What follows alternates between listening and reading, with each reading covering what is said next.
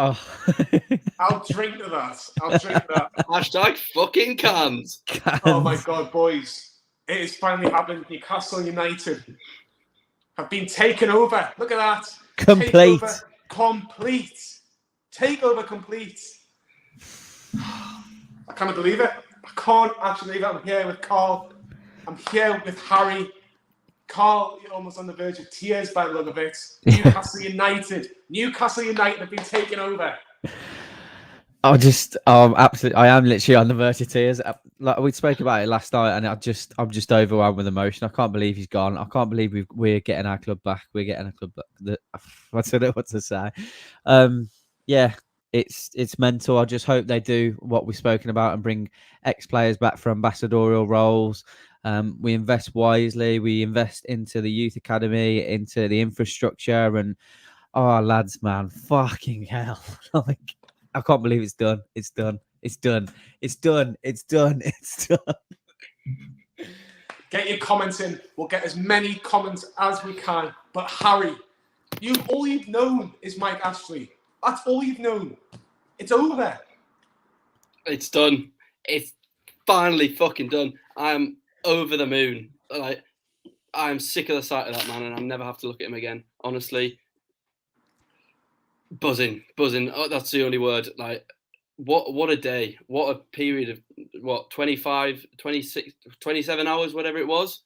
Like, this has happened so quickly, and it's taken everyone by surprise. It's incredible, and I'm absolutely delighted, and I hope you all are too.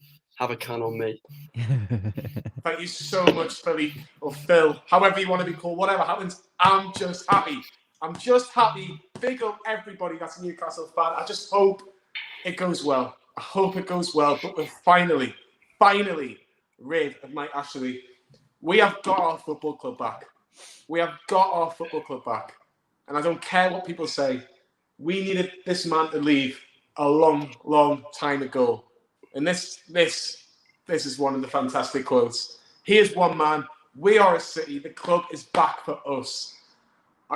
It's like I'm just seeing the scenes around St. James's Park. I'll be there very, very. Oh, we've lost him. Oh, He's gone. Johnny's just teleported to St. James's Park. There we go. He's back.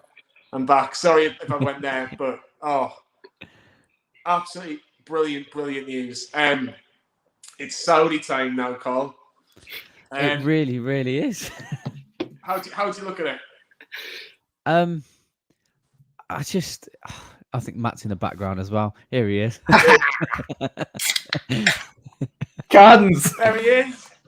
Just like I said, Johnny, just want to build it up from the ground up, mate. Invest heavily into the youth and into the infrastructure, bring in a manager to see through that kind of start, and then, sky's the limit, isn't it? At the end of the day, it really is. We've lost him. Again. Yeah, I'm going to come back in and out. 2 seconds, please. No dramas, mate. No 2 dramas. seconds. Matt, how are you feeling? Oh, I am over the fucking moon, mate. Don't start me on this. I could sit and talk about this for hours. I'm absolutely buzzing. I was on the skeptical trail. I was the same as everyone else. We've been hurt before. It's like when you fall in love with a girl, she breaks your heart. You don't trust another girl for years. It's honestly the first time the takeover fell through, I was absolutely gutted. I was honestly inconsolable. So when this time came around, I thought, you know what? International break, January transfers coming up. Steve Bruce is getting shite results. Surely it's just another rumour mill starting up again to get us back on side, to get us past another transfer window without investment. I was Mr. Negative Nelly until this morning when I woke up. Still didn't believe it when I went to sleep last night. And then this morning I woke up expecting an announcement today. I'm hyperactive. I feel like a kid on Christmas. It's my birthday, Christmas, and anniversary all come at once. I don't know what to say. I'm absolutely buzzing. Obviously, there are issues to be dealt with, but I'm just so glad that it's over the line. Absolutely buzzing with it. I'm so choked up, guys. I swear to God, what a day from Simon.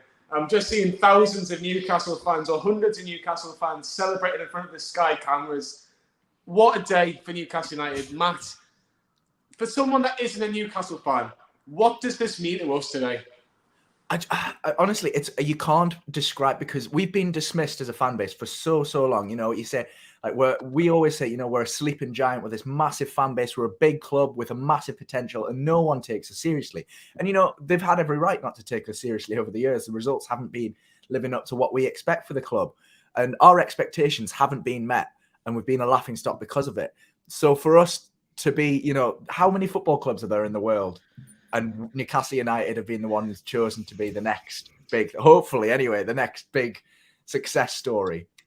I just can't explain it.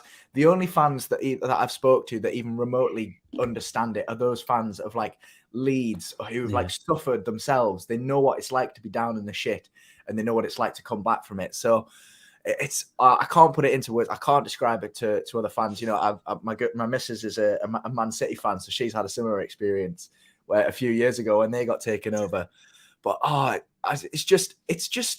it's not even about the Mbappes. It's not about the Haalands. It's about the club getting its soul back. It's getting our pride back. It's giving us something to believe in, something to shout about, something to fill the seats again, not just trudging along on a Saturday because we have to. It's trudging along because we want to. We want to see this football. We want ambitions. We want a challenge. We want to be where we were before. And we want to be better than we were before.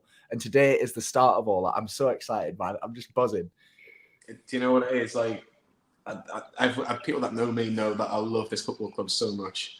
I spend thousands of pounds on it, and not because I have to. It's just because I need to. It's my escape from everything, and I just honestly, I'm nearly on the verge of tears. It's getting to that stage. Like, it means so much. And Carl, you're a man who knows what this means as well. Like, we were at Wolves. Yeah. We were at Wolves on Saturday, and it was dross. It was awful. It was pathetic. We barely had a shot. We had one shot on target or two shots on target the whole game. There was just no idea. There was nothing. In the space of 5 days. 5 days. I told you when we were walking out of Molineux, standing outside Asda, filming after that game, that we would be taken over within 5 days. You would have probably thrown a can off my head. I think I'd have got you. I rung the nearest doctor's surgery or hospital to have someone check you out. Yeah, it really was. I mean, when that second goal went in, my heart I felt my heart literally just sank. I just thought, this is what we've got to look forward to for the foreseeable. We thought that we were going to get rid of Mike Ashley last season and the season before and the season before. This comes around, and at that Wolves game really was a real difficult day. Obviously, it was great being out with everyone, but I think that was possibly the worst away atmosphere in terms of complete dejection that I've been a part of for a very, very long time. So, like you said, to have this turnaround in such a short amount of time is just absolutely insane. And I'm just, again, over the moon that we've got the club back. Carl, can I just quickly cut in? I'm so sorry. There are thousands of fans walking around the ground of St. James's Park. If you've been to St. James's, you'll see where the Milburn entrance is. You've seen where Kevin Keegan has been on the steps, and he will get a mention in a second, Kevin Keegan. He was on the steps explaining what Andy Cole was being sold. He knew what Newcastle United meant. I think it's just like I say, it's just incredible. Like, the scenes there, there's just hundreds and hundreds of people, and this will grow throughout the night. This is what we believe that it'll just be absolutely unbelievable. There's somebody actually behind Sky, so they might get cut off. But it's just incredible scenes. Harry, can it go wrong? I'm trying not to be negative, but surely this can't go wrong. Yeah, no, right. Surely not. Surely there's no way this can go wrong. Of course, anything can go wrong, but there's so much. It's not all about the money, but there's so much money there that it's impossible. Get that embedded in your brains. Get it embedded forever. Oh. This day, no one's ever going to forget this day. No Newcastle fan who is alive right now in their right mind will ever forget this day. This is the day the club has changed. Carl, if you can check if Newcastle put out any sort of statements. Yeah. I know the Premier League have, but if Newcastle have, that would be brilliant. If one of us can get the Premier League statement, then we'll read that out in a second. But Matt, Kevin Keegan left this football club in 2008. because of Mike Ashley. Bottom line, because of the way he was running our football club. Not his football club, our football club. Mm-hmm. He said, you will get your football club back one day, and it'll be everything that you dreamed of. That day is here today. I so hope Kevin Keegan is sitting with a small drink in his hand saying, do you know what? Newcastle United are going to be back one day. Yeah, I mean, honest to God, I was on the phone with my mates earlier before this was announced, and I was saying that it's not a celebration of getting the new owners in. You know, the new owners themselves, that, you know, they're subject to a lot of scrutiny, and they've got to be held to account for certain things as well. We're celebrating today getting rid of Mike Ashley. That's what we're celebrating. It's just getting rid of a cancer that's been growing inside the club for God knows how long now. It's, you know, he said when he took over the club, he wants to have fun and maybe win some trophies. Have we done either of those things in 14 years has it been? Has anyone had a moment of fun? I think when we beat Spurs, when we were already relegated under McLaren, I think that's probably my highlight of the bloody time under. But no, it's getting rid of that poison. Getting rid of that man. And hopefully a new beginning where we do get our club back. I think hopefully Keegan can be proved right. We can see that Newcastle United finally putting a lot of fans at ease of whether it's been officially announced or not. On Twitter there, an investment group led by the Public Investment Fund and also comprising PCP Capital Partners and R&B Sports Media has completed the acquisition of 100% of Newcastle United Limited and Newcastle United Football Club from St. James's Holdings United. Absolutely incredible. Never thought I'd see the day. Never thought I'd see the day where Newcastle United had hope again. Absolutely incredible. And look at that tweet. Look at that tweet. Newcastle, but in bold, United. There's probably so many people inside that football club, staff members, players, people that have worked so hard that just want a little bit better from our football club and have been stopped in its tracks because of you know who. We're back. We are back. We're going to come back. And we're going to come back even stronger. It's just absolutely incredible. Like, it's just ridiculous. It's absolutely ridiculous. Like, look at that, Jamie Rueben. Deal done. Thank you. Thank you to all the Newcastle United fans. This truly would not have happened without you. Big job on our hands, but onwards and upwards we march. Away the lads. Away the lads. Look at the scenes. You can see this if you're watching on Sky Sports. How many people are there with all their cans celebrating? About time. David, what a day to become a YouTube member. Get on the YouTube membership. We've been sold. We're not under Mike Ashley anymore. It's just absolutely incredible. But Harry, here's Sam. Sam Muller's on the telly. Is he on hey, Sam Muller's on Sky Sports News. First Sky Sports interview since the takeover went through. Incredible stuff from Mr. Muller. We're not going to win his Newcastle top. He's loving it. He's loving it. He's absolutely loving it. Look at him. He's meant to be at work. Lad Brooks. Get it, Sam. Do you know when he had this that Gavin and Stacey thing? Mix on the telly. Good sounds on the telly. Let's just hope his Wi-Fi doesn't go like it did with Shearer. Isaac Hayden's just put a tweet out. Everyone enjoy your cans. Mint. Absolutely mint. Harry, as Sam's speaking to big time Charlies, for you, like I say, we've mentioned that you've never seen anything but Mike Ashley. Are you so excited for the future? Oh, buzzing. I can't wait. Even just getting rid of Bruce for this season, that's I'm not expecting Champions League in the next 2 years or whatever. It's not about that. It's about having something to believe in. It's about being able to come up against Wolves away or whatever and thinking you can actually win the game instead of, we'll see what we can do, or, you know, all the shit that Steve Bruce comes out with. This is not directed at him, but his term as manager kind of summed up the club so well and what it had become under Mike Ashley, and just getting rid of that kind of belief, that whole lack of ambition, everything. It's so refreshing and just so welcome. I cannot wait for this to get underway, because honestly, I am fed up. I was so fed up, but it's fucking unreal. Kieran Foley, welcome. You're a YouTube member. Get involved. What a day to be a YouTube member. I'm going to keep on saying this. I'm just reading what Sam Milner's saying on the TV. He's saying something on the lines of, it is fantastic feeling that Newcastle United have finally been taken over. I've been so happy to be part of Newcastle Fans TV, and that Johnny Greenwood's always right about everything. That's what he's saying. Sam is currently on. If you're watching in the UK, Sam is on Sky Sports News as we are live, talking all things Newcastle United being taken over. Amanda Staveley has been on the telly and has said this. This is a long-term investment. We are excited about the future prospects for Newcastle United. The Cellular Consortium complete the £300 million takeover of Newcastle United. Mike Ashley's 14-year tenure is over. It is over. There is, I think, another quote, so just bear me just 1 second. But His Excellency, this is what we're going to have to get used to saying now, Yazar Al-Rumayyan, the government of the Public Investment Fund, will serve as a non-executive chairman of Newcastle United. I believe Amanda Staveley will also as well.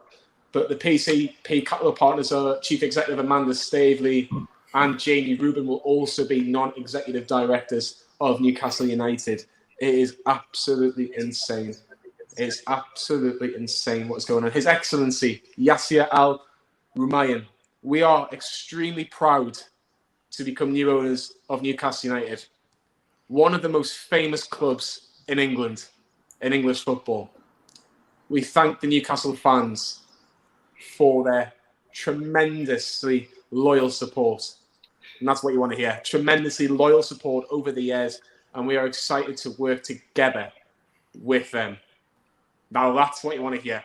Now that is what you want to hear from your new owners. Again, if people haven't, this is from Amanda Staveley in the last couple of minutes. This is a long-term investment. We are excited about the future prospects for Newcastle United. Sam Milner's on Sky Sports News. Liam Kerr.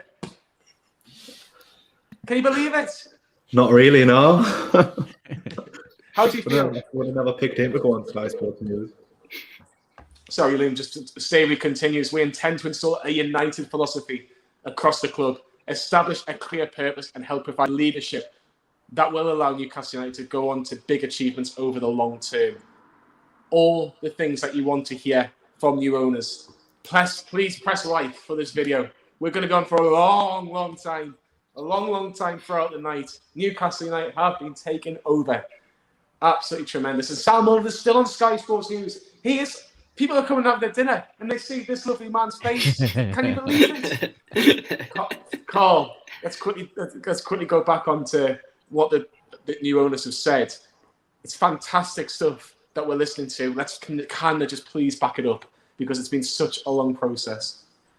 Yeah, we were obviously hit with hopes and dreams with Mike Ashley when Mike Ashley originally took over, and we thought billionaire owner, we're going to have some significant investment, and obviously it went the complete opposite direction. But this is a whole different beast. We've got almost a £320 billion kind of fund available. So what they take from that and what they want to invest in the club is a different story, but it's essentially a never-ending pot of money, isn't it? We've seen what Manchester City were capable to do of doing over the last 10 years with the investment that they've had, and for the last 14 years and the investment that they've had. But I can't even fathom what might become of our club in the next 5 to 10 years. I really can't. It's just unbelievably exciting. The thing is as well, though, that 320 million is just from the PFI. Billion, that is billion, yeah. Not just, but then you've still got the Rueben brothers who have got billions, and then Stevie on top of that as well. Do you know what I mean? So yeah, it's just incredible. Matt, what are the first couple of steps that Newcastle new owners have to do now to really get this club going? There will obviously be the manager and his future, according to Sky and Keith Downey in particular, and Craig Cope as well. It seems like Steve Bruce won't be in the dugout against Tottenham.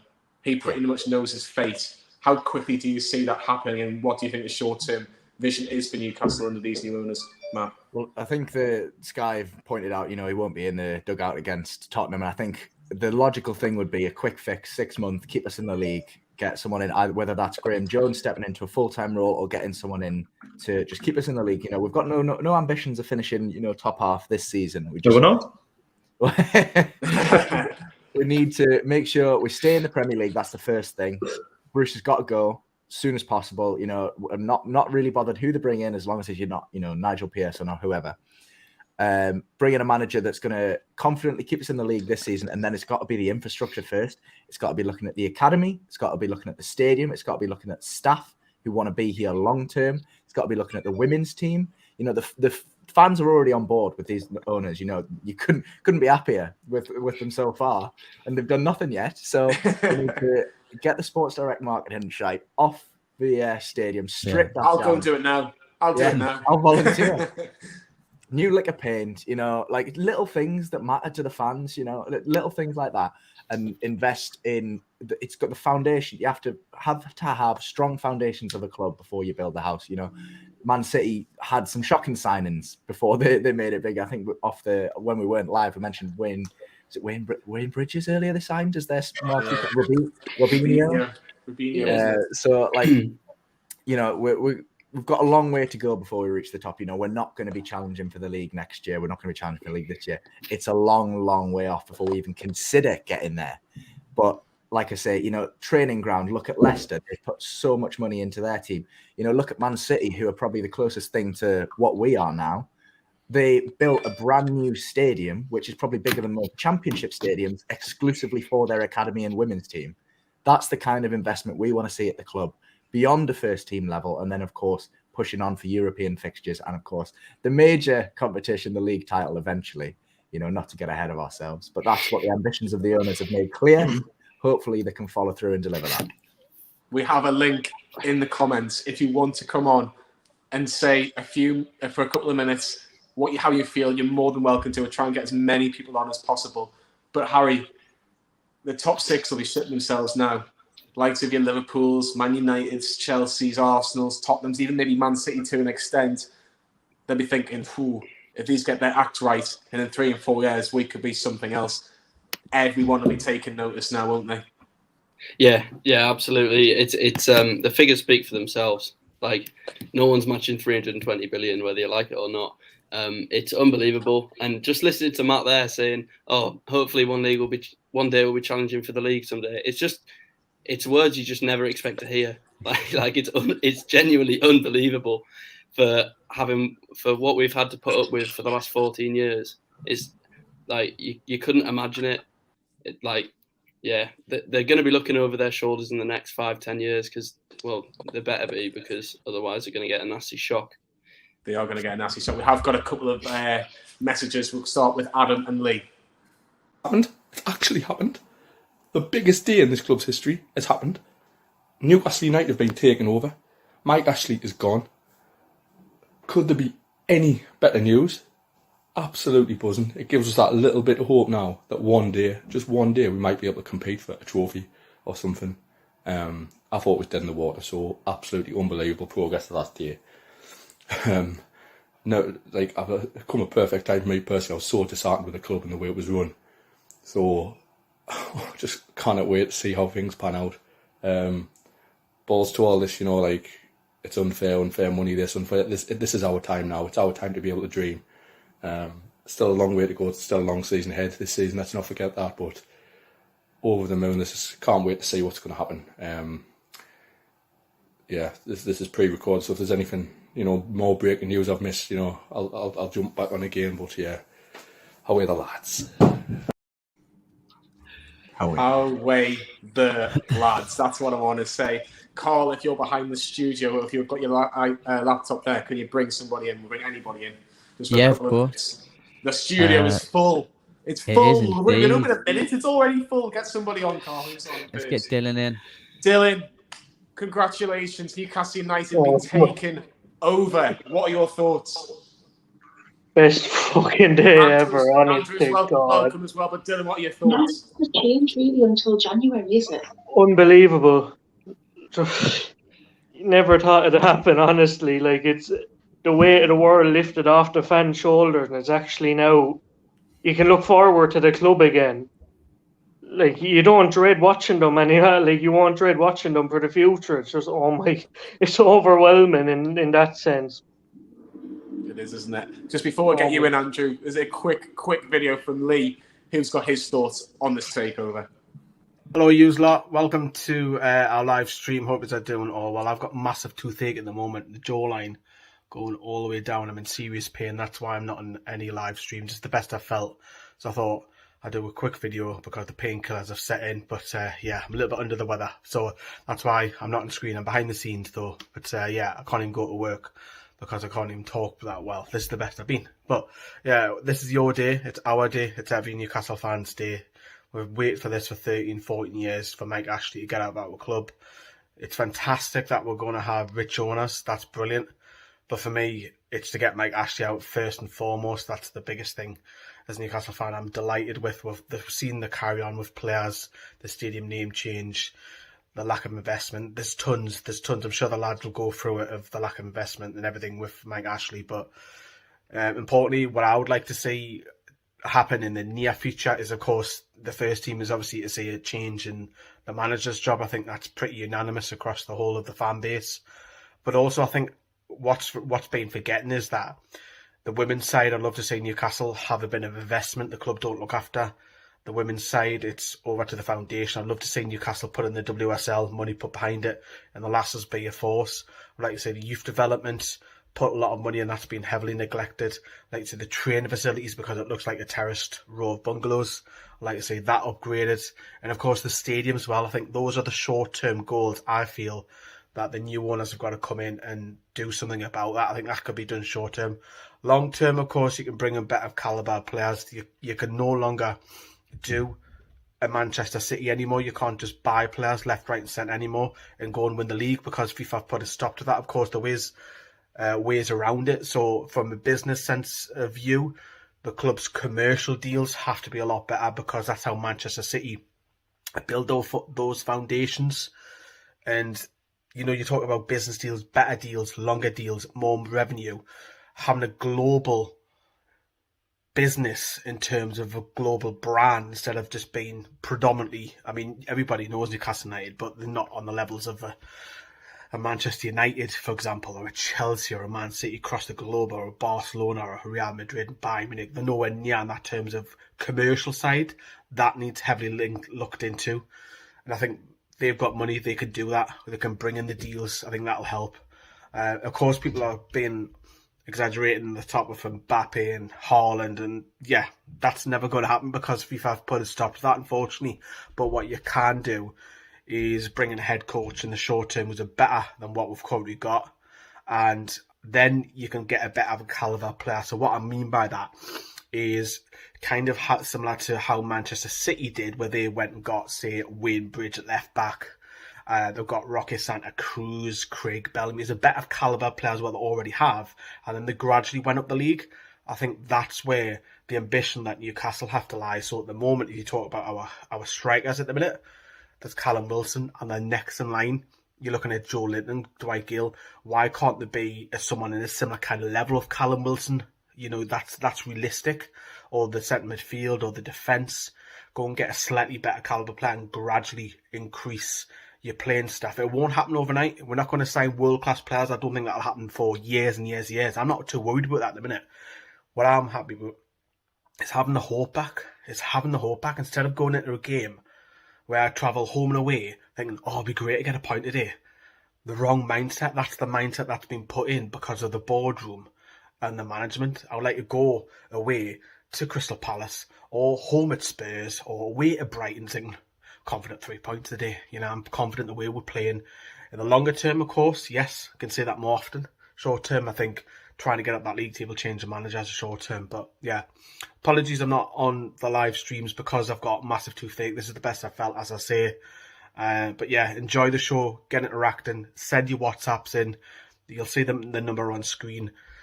Send your messages on a WhatsApp as well. You can do video messages, audio messages. Just get in your live chat, get the super chats in. Says everyone, enjoy the show. And that was Lee Lawler. He has seen everything in regards to Newcastle United. He's the oldest out of all of us for sure.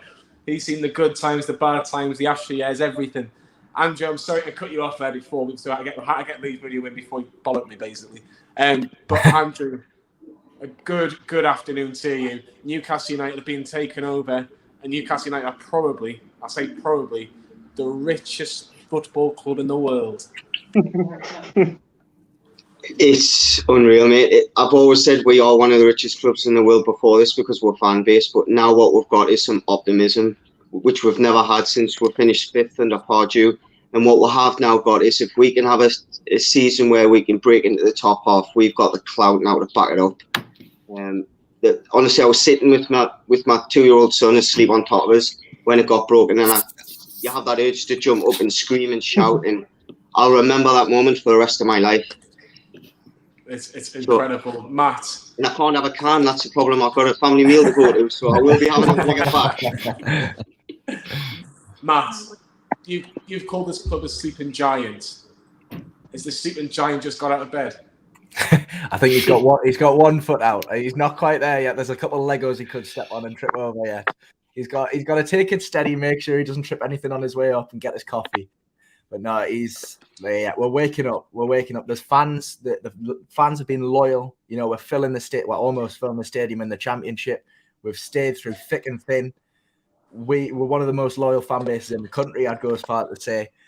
And we've absolutely deserved to be awoken again. You know, we've dealt with some right dross over the years. There was one of the Northeast journalists put out a tweet earlier. I can't remember which one it was, listing some of the stuff we've been through. You know, the way they treated Keegan, the way they treated Shearer, the way they treated Gutierrez. You know, Bruce saying we're just ticking along, things like that. That's what we've had to put up with after going from challenging for the league and playing confident European football, and now, like after a long rest in bed, we're getting back up again. We are. Dylan, for anybody that's been living under a rock, why is Mike Ashley leaving this football club? Why did he have to leave? Me? Yeah. I think it was in his own accord in the end. Obviously, he had fan pressure to get rid of the club, but as he proved in the last few years, that wasn't going. He wouldn't have cared about that. I think he thought if the money was right, he'd take it because look, he's a shrewd businessman, and in his way, he actually left us in a bit of a bad state with the team and the position we're in for the takeover. But besides that, look, it's just a momentous occasion. With hindsight, I'd have taken 3 points from 7 games if it meant the takeover to go through. But yeah, Mike Ashley, it was more a case of the money is right and a good time for him to get it. So yeah. It's fantastic, isn't it? And just thank you very much to Football Bloods TV. Finally, Newcastle's on the verge of returning to top heights. Hopefully the manager is next to leave. Love from Malaysia. Big up, guys. Carl, is the manager next to leave, and how quickly do you think that would be? I think if I'm completely honest, I think it's already done. To be honest, I think they've already asked him to pack his bags, and I think the new manager's probably already on his way to Tyneside. Who that's going to be, I have no idea. Who is it going to be? I mean, there's been talks of Antonio Conte. That would be insane. I don't think it will be, but you don't know. This consortium will have already had someone in mind. So, you know, if this has been ongoing for as long as they've said it has, which could have been anywhere from up to the last 2 or 3 weeks, or even July, they'll have had someone in mind. So I don't know who it is, but Antonio Conte. That a lot of money's got to have been pumped on him to have his odds slashed from 20-1 to 6-4 at some point today. Wowzers. That's absolutely incredible. I like this from Tanguy Vivid. Bobby Robson and Gary Speed are smiling down at us, sharing our joy. They certainly are. Andrew, that Spurs game a week on Sunday, 4:30 live on Sky. What an atmosphere it's going to be. I mean, like everyone, like Lee's just said, we're going to struggle in the short term to attract players. But if any professional footballer's watching Sky Sports News right now and they're seeing the scenes outside of Sky Sports, if that doesn't interest you, then what are you playing football for? Yeah. 100%. If you didn't want to go and join something like that, then I think you need to look at yourself and say, why am I involved in football? Yes, okay, we need to get a little bit more competitive before we even start talking about attracting big players. But surely them ones that are sitting on the bench not getting games, that are better than what we've got. We've got money to spend. We're within the fair play. I think we're the profit margins that we've got. We could probably spend 100 million in January quite easily. And to be fair, we need to, because we need to stay in the league now. That's the main concern, I think. Establish ourselves in this league, and let's get some optimism in the rest of the season. Just don't take Ronaldo from me. I don't know. I'm guessing you heard that. Yeah. She's panicked. She's already got Man United getting relegated, I think. There's a few Man United. I can now YouTubers. persuade my son to support Newcastle and not Man United. The likes of Mark Never Goldbridge gonna happen. Never worrying ever. as well. It's funny. No, I have heard. Sorry. Go on, I've heard more Chelsea and Man City fans of all fans opposed to this deal than any other set of supporters. And I'm like, are they genuinely serious, or are they taking a fucking piss? Because if any club started a trend, it was Chelsea, and City followed it. But look, I don't care if I'm called a plastic from now on, as long as we fucking win that. Like, it hasn't even sunk in. Like, it's just, oh my god. I think the journey's going to be enjoyable. We're going to have ups and downs before we really get competitive. But like I say, even the thought of getting to an FA Cup final and getting beat, we have that is a realistic aim now. It is absolutely remarkable. It's 6 o'clock, so literally Newcastle have been taken over about 45 minutes ago by PIF, Rueben brothers and Amanda Staveley. For £300 million, Newcastle United are no longer owned by Mike Ashley and Sports Direct. The 14 years and 4 months of Newcastle United under this ownership is over. It is over. Please give this video a like. Newcastle have been taken over. Newcastle United can compete again. Newcastle United can be ambitious again. Newcastle United are waking up. The sleeping giant is now woke up, says Zayma. We're going to get 2 new people in, but Andrew, Dylan will get you back in later on, just so we can give everybody a bit of a chat, and then we'll get you both back on later on today. All the best, guys. Let's meet up and enjoy this. Definitely. Carl, if you can get these guys off. Can we please get Jane Atlanta on? Because Jane Atlanta has been a man that has seen everything in regards to Newcastle United. Absolutely. And we'll get him on very, very shortly. But Harry, the optimism. Look at the amount of optimism we're getting now. Oh, it's unbelievable. It's unbelievable. I think everyone's like us. They just want to see a bit of ambition, want to see the club do well, and you can just see it now. It's unbelievable. What a day that truly changes this club forever. We have got some WhatsApps as well, which I'm sure Lee can magically get up very, very shortly, and we'll get through them as well. Gentlemen, I will be back. I've just got to jump over to the football terrace to do a video with them, and I'll be back with you. Fine. That's absolutely fine. We'll get you back on later, matey. Enjoy yourself. Enjoy yourself, matey. Football terrace. If you want to watch, Carl on that, by all means, do that. But we've got Darren in from Honington. If that's how you pronounce it. If I've got it wrong, I'm sure Matt will tell me I've got it wrong. New owners, new manager, new captain, and new players. Where do we start, Matt? Well, I mean, it's got to be the backroom staff. The players themselves, we have talent in that team. We know we do. We've got capable enough, we're not going to, break any records with this team, but we're good enough to be in the league. I've said it before, we'll say it again. This season's a write-off. As long as we stay in the league, I'm happy. The damage is already being done this far into the seasons, but manager has to go. New manager has to come in. Bit of recruitment in January wouldn't go amiss. Just get some players. Like I say, you're not bringing Aguero in. You're not bringing Depay in. You're not bringing all these big name players. Just bringing a couple of players that are going to show up the squad. A striker that's going to get us some goals, so Alan doesn't have to play up top by himself with Joe Linton as the supporting striker. But yeah, what a day this could be for the Toon from Andy as well. Christmas come early, onwards and upwards. Yeah, it's Christmas Day, birthdays, anniversaries, all the celebrations. Andy.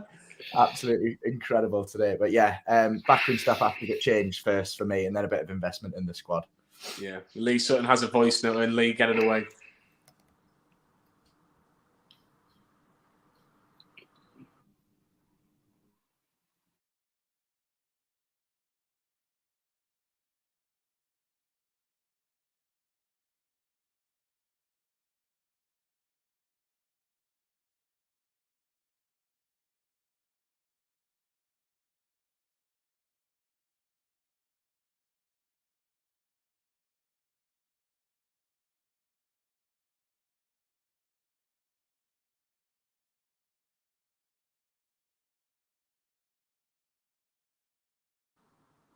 And that was Lee from Jarrow. Delighted, happy, over the moon with everything. We've got a Newcastle fan in Malaysia. Look at that, Cans, or Caleb, number 9, waiting patiently for Cans in Malaysia. Fantastic. What a picture of Newcastle United's next number 9.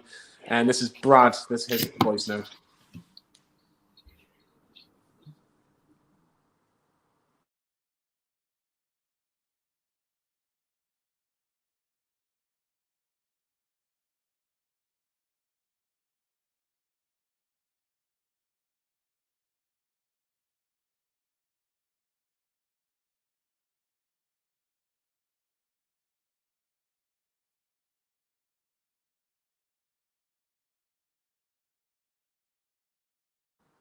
There might be a technical issue with that. There might not, as you can see in the comments, there might not be any sound coming from that, so I do apologise with that. We'll try and see if we can fix that later on. The next question is though, with the takeover edging closer, Harry, I think the target short term should be about 15 to 10th place by January with the players we have, and the one man that I think could achieve this is Antonio Conte. He is a winner, and he has the knowledge, along with the passion of the game. Where would you lads stand on that? A short-term key just for this season for the club. Do you think Conte would be interested, Harry? To be honest, as much as I'd like to say yes, I don't think so at all. He's won the Premier League, he's won the Serie A, he's a decorated manager, he's won a lot of things. So, no, I think it's a bit unrealistic, but you never know what these the new owners have planned. It might be simple, but I just get Eddie Howe in, and realistic manager who will definitely take the job under owners who will back him, even if it's just for a couple of years. And I'd take that. But Conte, I don't think so. We're too far down in the league for him to want that. He's a winner. He's not a project builder. He's a winner. Yeah, 100%. Matt, if the takeover goes through, what would be the first thing you would want to see happen on or off the pitch? Steve Bruce pelted with cabbages as he walks to the train station. No, only joking, of course. I mean, as much as I want Steve Bruce out, you cannot blame him for taking a job at his hometown club. And, I wish him well in the future, but I couldn't be happier to see the back of him. So Steve Bruce out is the first thing I want to see off the pitch. And I'm glad, we've already had the players getting involved. St. Maximan this morning tweeting, like, good morning with that video before the announcement. Good morning! And obviously Hayden getting involved as well after the announcement, saying enjoy your cans as well. I thought that was a nice touch. It's I want to see a change in mentality at the club. I want to see a change in attitude. I don't want to see us apologising for who we are anymore. We should be ambitious. We should want to win things. I don't want to see us going out and playing for a point away at Wolves. I want to see us go and beating Wolves. I want to see us taking the games to teams with no fear. This is a lot to ask. We're not even an hour into new ownership and we're asking for things. I just want to see change. Matt, I'm so sorry, but Alan Shearer has just spoken. The main man himself has just spoken. Yes, we can dare to hope again. That is from Newcastle's record goal scorer, Sir Alan Shearer. Number 9 has spoken. Yes, we can dare to hope again, Matt. Dare to dream, dare to hope, dare to have your club back. Great words from Alan Shearer. Yeah, a man that's, he's bound by contract, so he can't speak up too much, but he has always constantly been outspoken about the ownership, about the management, the way he was treated at the club as well. Some people might forget the way he was done over by the club, by Mike Ashley specifically as well. Great to see him enthusiastic about this. Warren Barton as well, friend of the channel, has been on Sky Sports as well. And I think they've had Peter Lovenkrantz on Sky Sports, Rob Lee, getting all the Sam Mulliner. Of course, Sam Mulliner as well. But in at the back post. But I think that just sums up what Newcastle United is all about. It's these players that play for us, and they come and they care. And it's getting that identity back. It's having players that want to be here, having a manager that cares about the club, having an owner that wants the best, not just for the club, but for the fans and for the city as well. Because when you take on ownership of a club like Newcastle United, we're a one-club city. You're not just taking on a game of football. You're taking on the hopes and prayers of almost 1 million people in the city. And that's just the city itself, not even worldwide.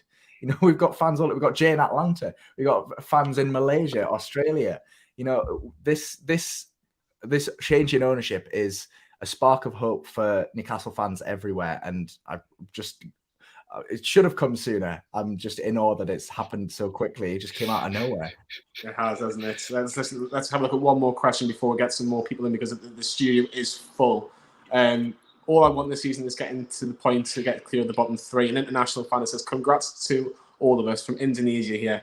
For one second, I thought it was another news in the dust, but it's all true, family. I thought that we were going to be another Blackburn, another Bolton, another Portsmouth, another Nottingham Forest. But luck is on our side this time, and we have deservedly earned that luck. Good times for us in the future.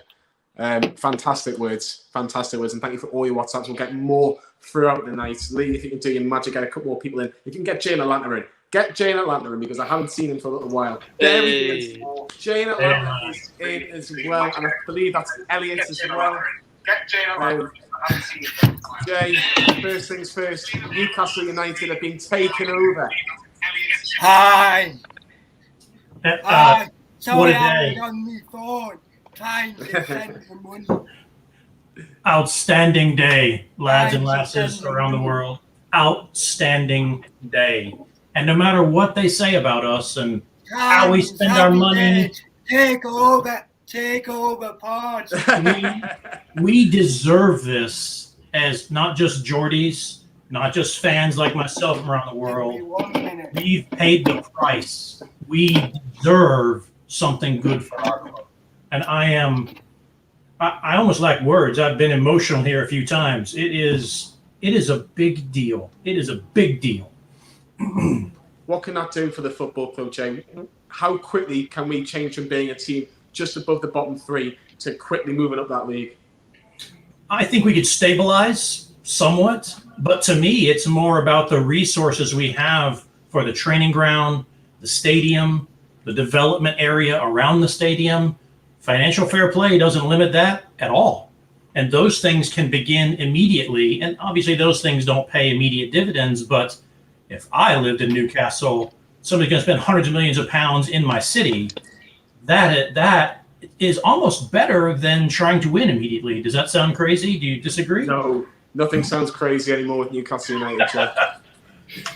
Ahmed Al-Atawi, hi guys, best wishes from Saudi Arabia. People, we are all excited for you and wish a bright future full of glory. Elliot, Newcastle United have been taken over. Congratulations. How do you feel? Hey.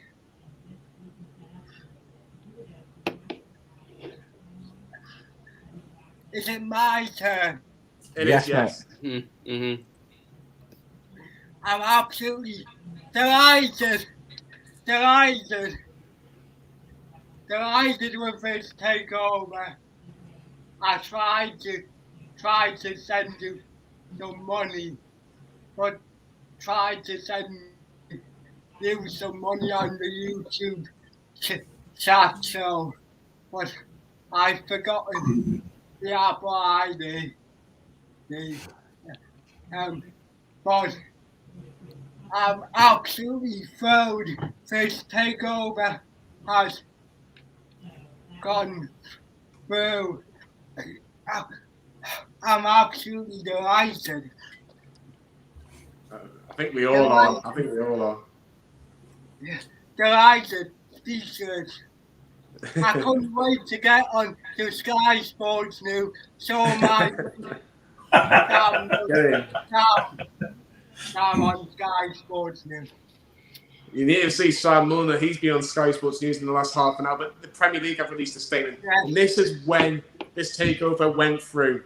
The Premier League have said, the Premier League, Newcastle United Football Club and St James's Holding Limited have to date settled their disputes over the takeover of the club by the consortium of PIF, PCP Capital Partners and RB Sports and Media. Following the completion of the Premier League's owners and directors test, the club has been sold to the consortium with immediate effect. Yes. Matt, that is music to our ears. Absolutely. Yes, it's music. That's why I wanted the cans and tried to send you some money, but I don't know WhatsApp WhatsApp number. Don't worry I've about seen it, Elliot, mate. on the YouTube channel. All we need tonight, mate, is our cans. All we need is our cans. Hey, Cheers, good, lads. What are you drinking, Jay? It's a German beer, but it's in an English glass, so it's the best I can do. I bought 2 cases of the Brune last year, right? And they sat in my fridge forever, and then we eventually drank them all. But I was not prepared for today to be. I don't think anybody's looked at the scenes. April Hunt, who's been on the Green and Mullen show, gave that a look. Unbelievable scenes, Jeff. Hashtag goosebumps. Look at that. That's Absolutely fantastic. incredible. I wish I was there, but I'm down south. I'm going up there in a bit. I'm going to stay on for the 10 minutes and I'm going to go and I'm going to get myself. So I wish I was there. I've only been with us for 20 years this year, right? I wrote about it on the site for you guys. So, but I missed the 90s. I missed the Shearer thing. And of course, I've watched all the videos, but I missed that. I wasn't there for that.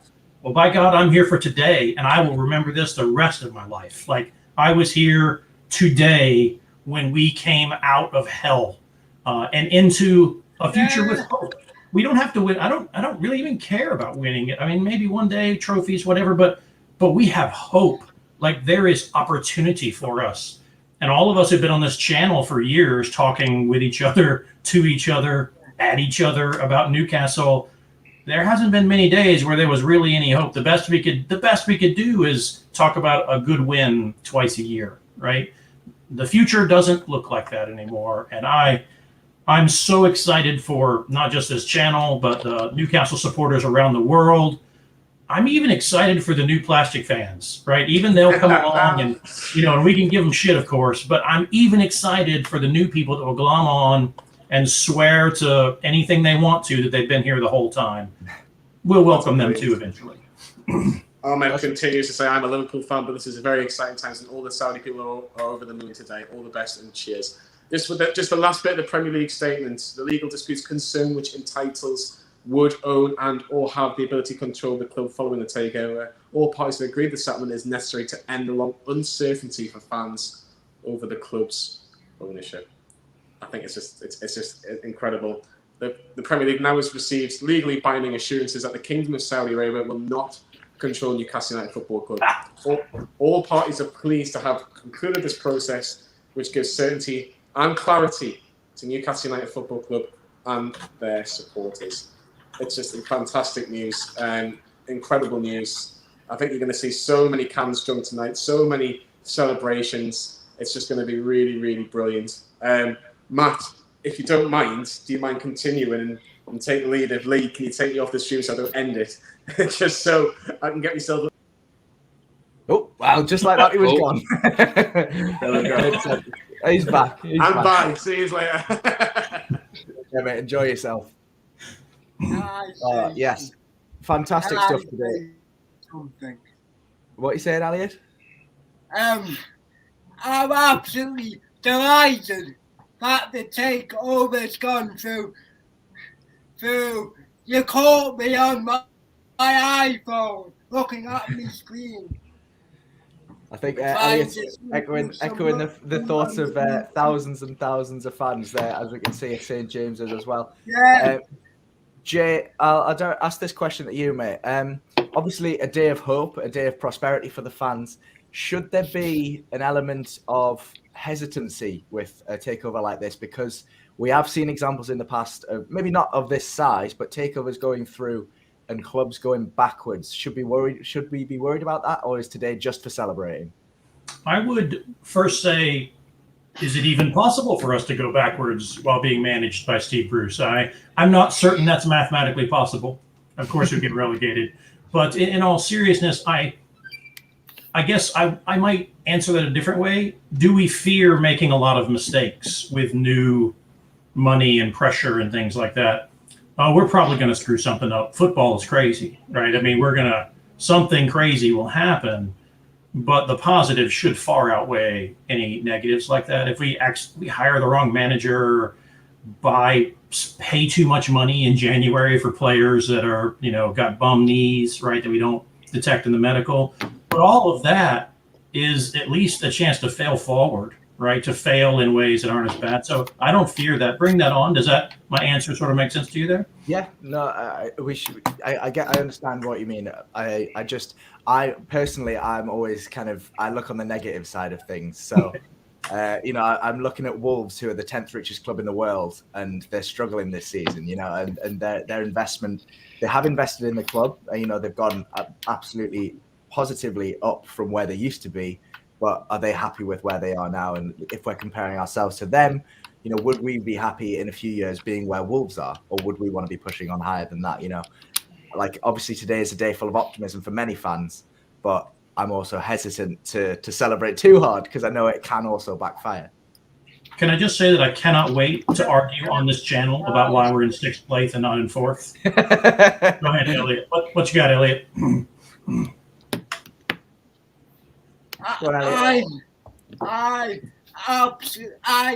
I'm absolutely thrilled to be like another Man City and hopefully be playing Champions League football within a decade. We need to take it cautiously. We won't qualify for Europe overnight. That is obvious. Yes. Mm-hmm. And today is just about a celebration of our football club when it started in 1892, I think. Yeah. Fantastic stuff. So one question, it looks like Kieran Foley a few minutes ago said, hey, would Lee Charnley be gone as well? Lee's, I hope so.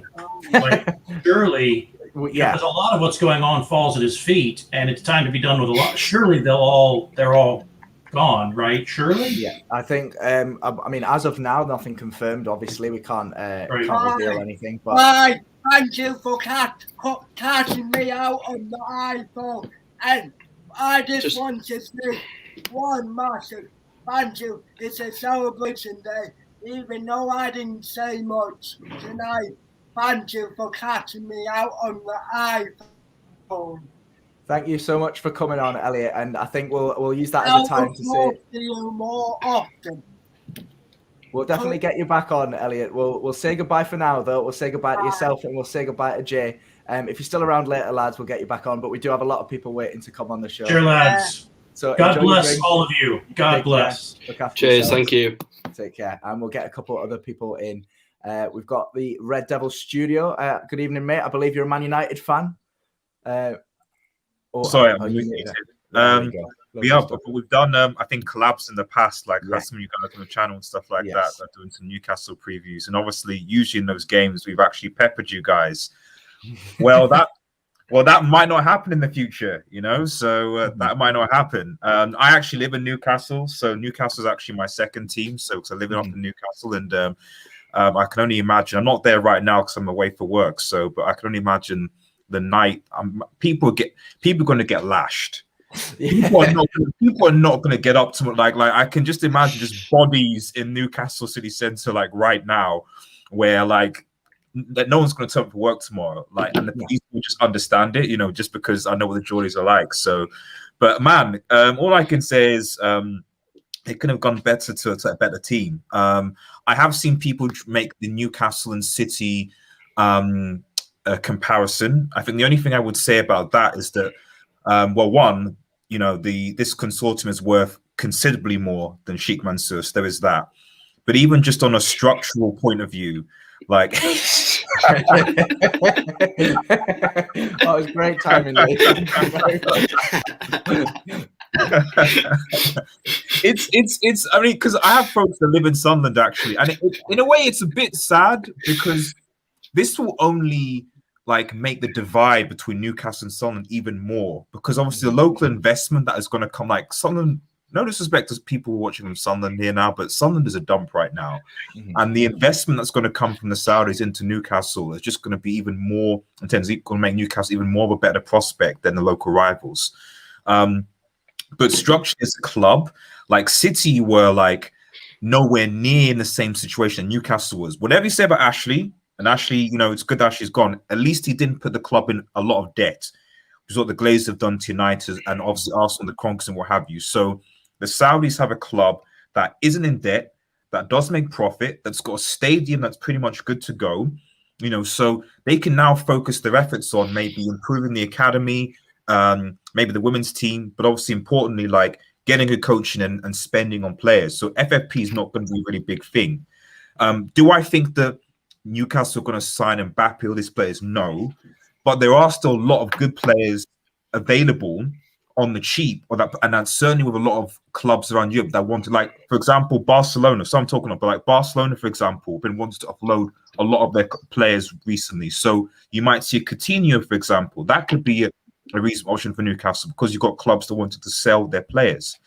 So all in all, like, I think that if they can start getting a good manager in, like a Conte, etc., and then look around, be smart with their purchases, not spending 100 million on getting Haaland, but looking at key players that might want to leave the clubs to come and play for Newcastle United and come to Newcastle, then yeah, things could change. Welcome to Amanda as well. We'll come to you soon, mate. But just a quick question. You've been a Man United fan for presumably a while now. Yes. You've been at the top. You're used to seeing a club at the top. What would it take for Newcastle United to get to where they are now, which at the moment is relegation fodder? What would it take investment-wise to get us to where the Man Uniteds, the Man Cities, and the Liverpools are? I mean, to be fair, you say very good. Did you finish like 11th? Was it 11th or 12th last season? I can't remember. By a fluke. By a fluke. Yeah. So, like, you're not like I try to be fair. Like, I agree that Steve Bruce isn't the greatest manager, and Ashley isn't sort of like, but like, I don't think that like you're that far away as I think you like doing what you think you do. I think the key thing is like getting in a competent manager, and I think that people saying that Conte is unreasonable. I actually think that Conte would. The reason why he didn't accept the Spurs job, for example, was because Spurs lacked ambition, even though Spurs are a bigger club than Newcastle. Whereas I think that if the owners say, "Listen, Conte, we want to take Newcastle to the top. We want you to be that manager, and we're going to back you with whatever it is that you need," which is the reason why he left Inter, because the owners there didn't want to back him.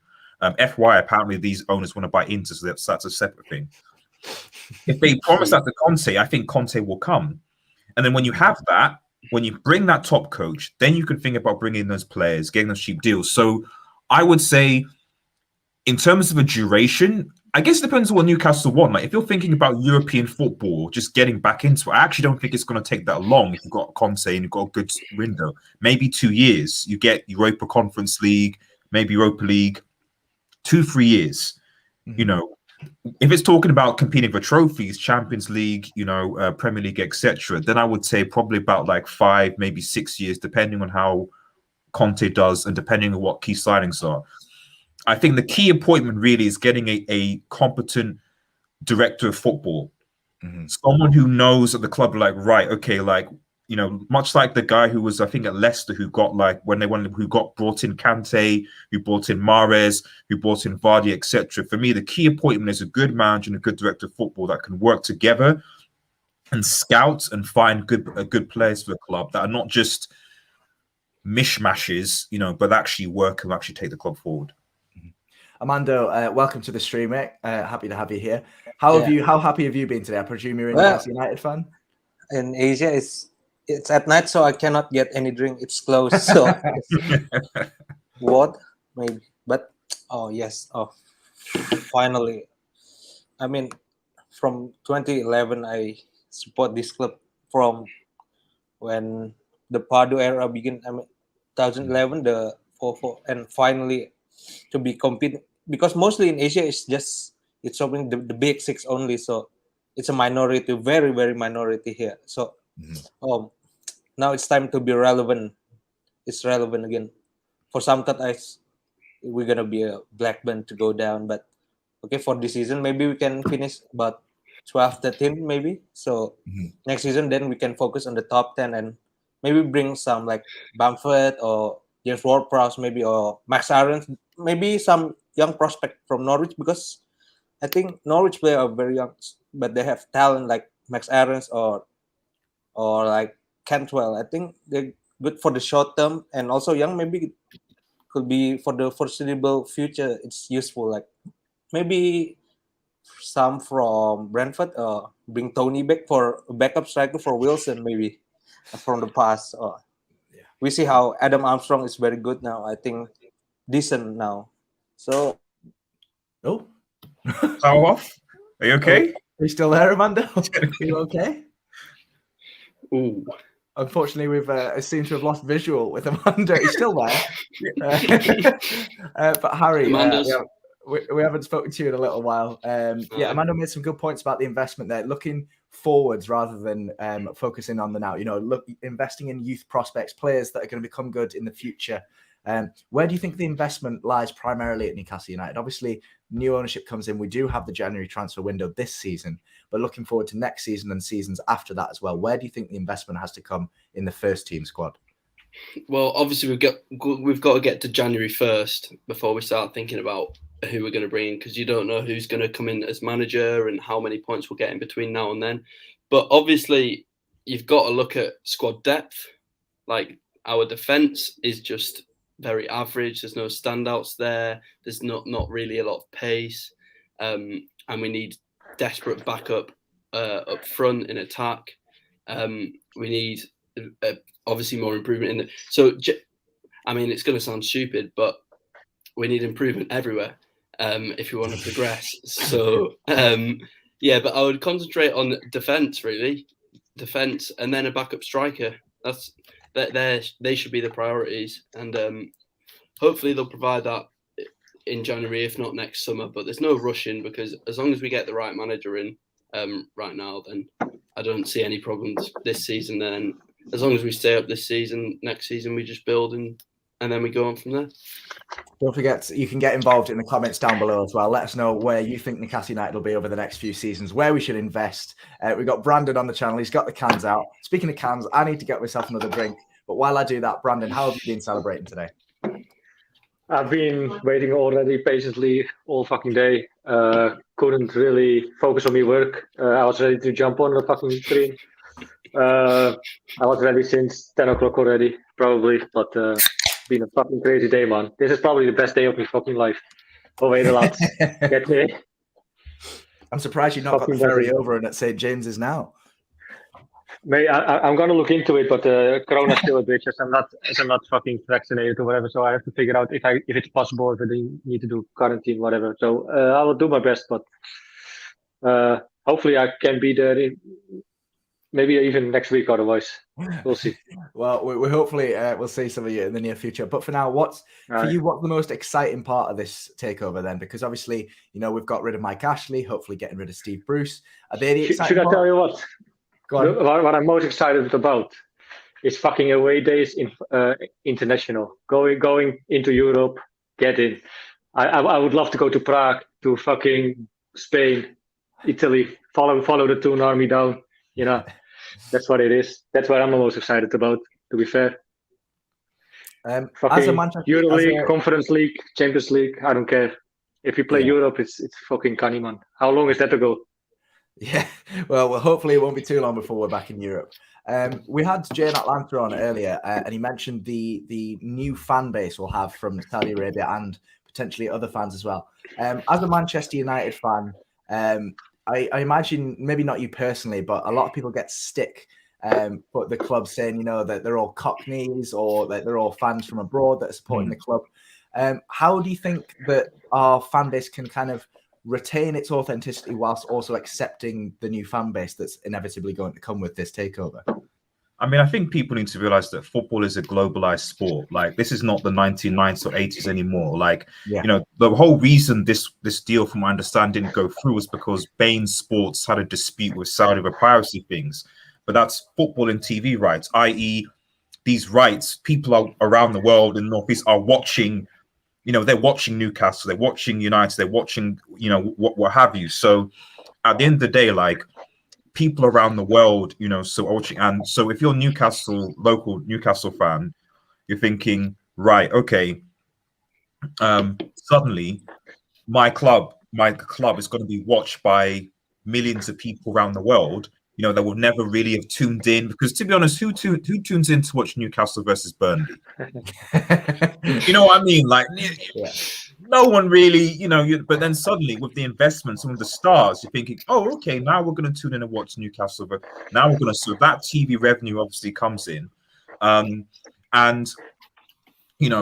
I think that I think this is why I said before that the difference between Newcastle and say Manchester City is that even Pep now is begging Manchester City fans to fill the stadium. You know what I mean? They were kind of they almost rushed it in a way where the likes of Liverpool and United, had decades of history leading up to that point before they were taken over. Yeah. Newcastle obviously have an amazing fan base, a big fan base. So I think you'll just see expansion of that. I don't think you're going to have the same issue that necessarily City have, because Newcastle have a larger fan base than Manchester City. I'm going to keep it a stack they do, and this will only accelerate that. As far as keeping authenticity goes, just tell them to come to Newcastle. Just come to Newcastle. You're getting people from around the world coming to, and I think it's the thing, that cultural diversity, people from around the world coming to Newcastle, want to see what Newcastle's like and Jesus Park is like. Just be hospitable, be welcoming, it'll be fine. And I'm telling you, Newcastle is, I can tell from experience, I lived there a year, it's the best city to party, believe me. Why you wonder there's so many stick dudes, hand dudes, whatever. Yeah, we'll get all our new Saudi fans can come over, we'll show them a good time. Yeah. Thanks so much for coming on today, mate. I appreciate you joining us and everyone go and check out Red Devil Studio as well.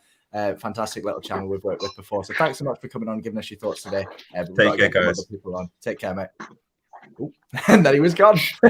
Hello, lads. Hiya, Joe. How are you doing? Fucking good for the first time ever. For the first time. You look, honestly, your smile could not be any wider, mate. It's like from ear to ear. Tell us how you're feeling. Oh, man. Well, I mean, it's fucking hell. I still can't believe it, You are enjoying the brown ale? Yeah, I got brown ale. Oh, I've never seen a brown ale before. I have it as well, wait. No, it's perfect for the occasion, of course. Yeah. It's like we get them. The ideal combo. Hey, bloody hell! Oh, fucking hell. It's empty though, but of course it is. It's grand. Right, Joe, tell us how you're feeling today. What was your thought? What was your first thought that went through your head when you saw that official announcement go through? Yeah, obviously it's just fucking hell. I still can't really believe it, to be honest. After the last 14 years under Ashley, to just ambition again. Thank you very much for that donation. What the hell? From a Man United fan, $100. Sorry to interrupt you, Joe. Topical, thank you so much for that donation. That means a lot. $100 is a massive amount, so I appreciate that massively, and we as a channel do as well. We'll make sure that goes to bettering the channel and providing better content for you guys as well. But sorry, Joe, we cut you off. Your first thoughts, you thought, fucking hell, can't believe it. It's finally happened. And us, out of every club in the world, thousands and thousands of clubs, Newcastle United were the one. How that's the thing. We were at risk of becoming a Nottingham Forest, and it's just so amazing. I'm 22, so I don't really remember anything before actually. But it's oh god, it's just so amazing to have ambition and hope back in the club. I don't know if you saw Amanda Staveley's statement after the takeover went through, talking about consistently challenging for trophies. Yeah, exactly. And for those of you that missed that statement before, Amanda Staveley, the Chief Executive Officer, the CEO of PCP Capital Partners, said, and I quote, "This is a long-term investment. We're excited about the future prospects for Newcastle United. We intend to instill a united philosophy across the club, establish a clear purpose, and help provide leadership that will allow Newcastle United to go on to big achievements over the long term. Our ambition is aligned with the fans to create a consistently successful team that regularly competes for major trophies and generates pride across the globe." And I think that attitude is such a perfect way to sum up our club. We've seen fans at the ground today, and there's that statement: we don't demand a team that wins, we demand a team that tries. This club has so long been devoid of hope, devoid of care from the owners and the management, and it's so nice and so refreshing to finally have that perspective, isn't it, Joe? Yeah, this is it's reclaiming, I think, our identity as a club and as a fan base. Like, you know, usually when I've came on here, it's been, you know, depressing. Like we've got beat off Burnley or something. Like, you know, this is the first time in a very long time as a Newcastle fan that there has been, you know, genuine hope amongst the fan base. Like, I was watching the Magpie channel last night, like his live stream, and like when the news, like basically the news had broken that the piracy issues had been sorted, and then like, you know, watching him getting excited over the, like, you know, people saying, yeah, this is gonna happen tomorrow. And I've spent, like, I was up all night, like probably about 3-4, watching Sky Sports News. Then, like, at uni today, checking Twitter, has it happened? Has it happened? Then, when it finally happened, there's just like celebrations. Like, honestly, I would love to be back home right now. You know what it is? I think this is so well deserved as well for us as fans. It was 14 years of tyranny from FCB, the Fat Cockney Bastards, and we finally rid of it. You know, it's like, don't get ahead of ourselves yet, but the first thing they can do well is suck Steve Bruce, invest in the youth academy. Until now, you know, plan the fucking renovation, and in the transfer window in January, we can really show our muscles. Yeah, so to say. I mean, just out of curiosity, who would you guys bring in as the manager? Because obviously, as much as Brucey probably thinks that they're going to back him, he's gone. Yeah. McLaren, probably. Oh, God. The one man worse than Steve Bruce. I actually think Mancini is a really good shout. Yeah, well, I think we need somebody who's more of a project builder rather than, you know, someone like Antonio Conte. There's great. Okay. But would you take Eddie Howe as well, though, as like a Howe builder? Definitely would be a good shout. With what we have available now. I mean, definitely, yeah. I mean, like, as well, what we need after, you know, this this shit show under Steve Bruce, what we need is, like, we need somebody to give away entertaining football. For sure, I agree. Yeah, is Shearer an option though? I don't think that's quite the right I don't think we'll leave that to the day. I would love to see it though. I would love to see like Shearer, Keegan, give them ambassadorial roles. You know, that'll forgive us because my voice is going. Don't worry about it, mate. No, I agree that you know, you'd love to see some ex-players in an ambassadorial sense. However, we can't go down the road of, you know, getting stuck in nostalgia and giving those important jobs, you know, like manager or scout of stuff, just because they play for the club. We need to, you know, you look at Man City, they brought in Pep Guardiola, who no connection to that club whatsoever before he got there. And look what he's done with the place, you know, and they've got ex-players in ambassadorial roles, yes. But then you look at Arsenal, who have got Edu as, I think, the director of football. I might get his job title wrong. Yeah, there's Edu. But you can only argue that they're going backwards as a club. So you've got to be very cautious. And I'm sure the owners know what they're doing. You know, I was watching Sky Sports News earlier, and they were saying, you know, Saudi Arabia as a country, they want to be a global sports name. You know, they want to invest in global sports. They want to get this right. They want to make Newcastle United a global name. So they want to get this right. They're not going to mess about. They're not going to appoint people for the sake of appointing people like Joe Kinnear or, you know, no disrespect to John Carver, but people like that. You're not going to get that kind of caliber manager here anymore. You're going to get people who know what they're doing and who care about the club, but especially care about their reputation and care about the game of football itself. Because for so long we've been stuck with managers, with the exceptions being people like Chris Hughton and Rafa Benitez. We've been stuck with managers who don't care. They're there for a paycheck and they're there just to get paid and get out, you know. And we deserve better as a fan base, and hopefully we're going to get better. So realistically, Joe, where do you predict we're going to be in 5 years' time? Being realistic. Probably like I would like to have won a trophy by then. I'd hope so. Are you thinking kind of FA Cup kind of standard or Premier League kind of standard? League Cup, FA Cup, sort Right. of standard. Probably like in and around sort of like regular Europa League football, pushing top four possibly. Yeah. I But, appreciate you. Appreciate. I think what is most realistic though is it's like going the way that is Leicester doing now, and and if our new owners will be a little bit like the owners of Leicester, I'll take it any day. Yeah, it's just like the intention of having ambition again. Right now, that is enough for me. Yeah, today's a day to celebrate. So that's perfect. Cans out, everyone. Cans out indeed, mate. Cans out indeed. Cheers, appreciate you coming on tonight, Joe. Appreciate your kind words, and thanks so much for contributing to the discussion here. You take care, celebrate and enjoy yourself.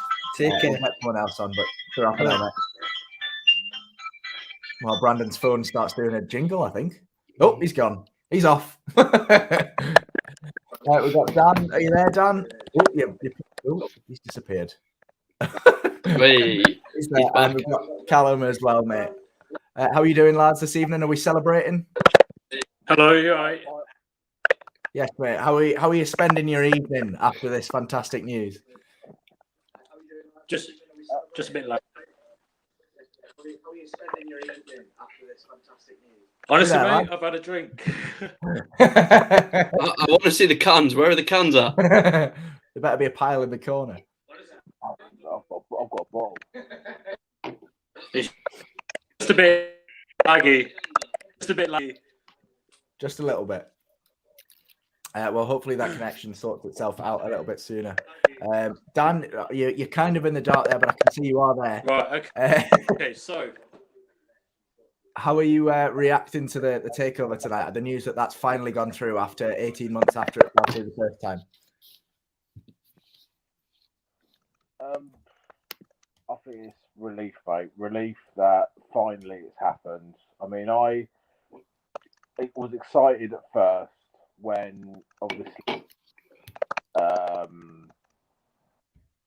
that obviously Amanda Staveley was interested in buying the club, and obviously we went through the whole roller coaster of emotions with it fell through. Then we had obviously our hatred towards the Premier League, and then we had obviously I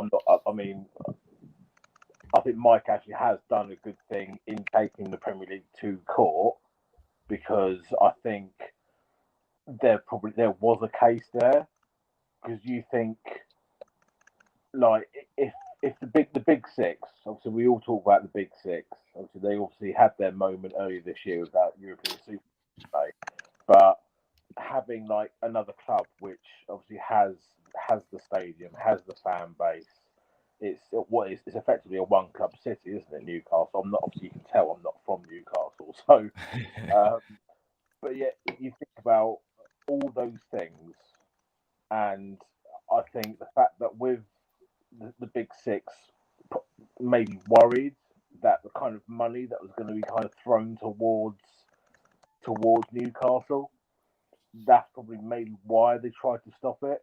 But I think now that it's happened, I think, yeah, I'm not saying we're going to win the league next year. I mean, if we do, I mean, fucking hell. I mean, you wouldn't see me at work for at least a week. But I think the fact that it's happened, we're all obviously ecstatic about it. I mean, the next thing that has to happen is it's a new manager. It's a new manager. And then kind of focusing on getting our players, like keeping the good players there, like your Dubravkas, your Haydens, your ASM. I mean, ASM. I saw Hayden put a tweet out earlier. What was it? I can't remember what it was that he said. It was actually like, enjoy your cans. That's what he said. Well, yeah, I've enjoyed my bottle. So, but yeah, I think it is really, really, really good news. Obviously, and I mean, I can't wait to see what they do. I mean, I think they've said that they're only going to work on the academy, obviously like the stadium which needs to be looked after, the training grounds. And obviously they wanted to do that, then they wanted to kind of work within like the board of directors or whatever it is you want to call it. I think doing all that and the way that obviously Amanda Staveley, because she's actually from Newcastle, was it Gateshead or something that she's from? Yeah, I'm not entirely sure on that, but she clearly has a deep care for the club. Which, you know, it was 4 years ago since she first set foot in that stadium as a prospective buyer. Yeah, I mean, it's just, I think it's a risk. I'm not going to yap on all day. I'm with obviously the young gentleman. I'll just, I really am happy. I said I've been a supporter now for what 28 years now. So since kind of the years of obviously like 94, 95, and obviously when we were challenging for the title with United, it's the fact that we've actually got an ownership who actually have given us hope that we can actually like challenge for a title or a cup or get into Europe. Just I mean, to have that ambition. Like I saw on Sky Sports that they had the what was it, the graph under Mike Ashley, and it just makes grim reading. Yeah. Callum, we'll try and come to you now, mate. I think we're having some connection issues there. Unfortunately, it's a bit crackly on our end, but if you can hear us, what were your reactions today? We've seen, you know, a lot of people chiming in. We've got obviously statements from PIF, statements from Newcastle themselves, statements from the Premier League, all finally going through. What was your first impression when this takeover went through? Because for me, I couldn't believe it because it's just come out of absolutely nowhere.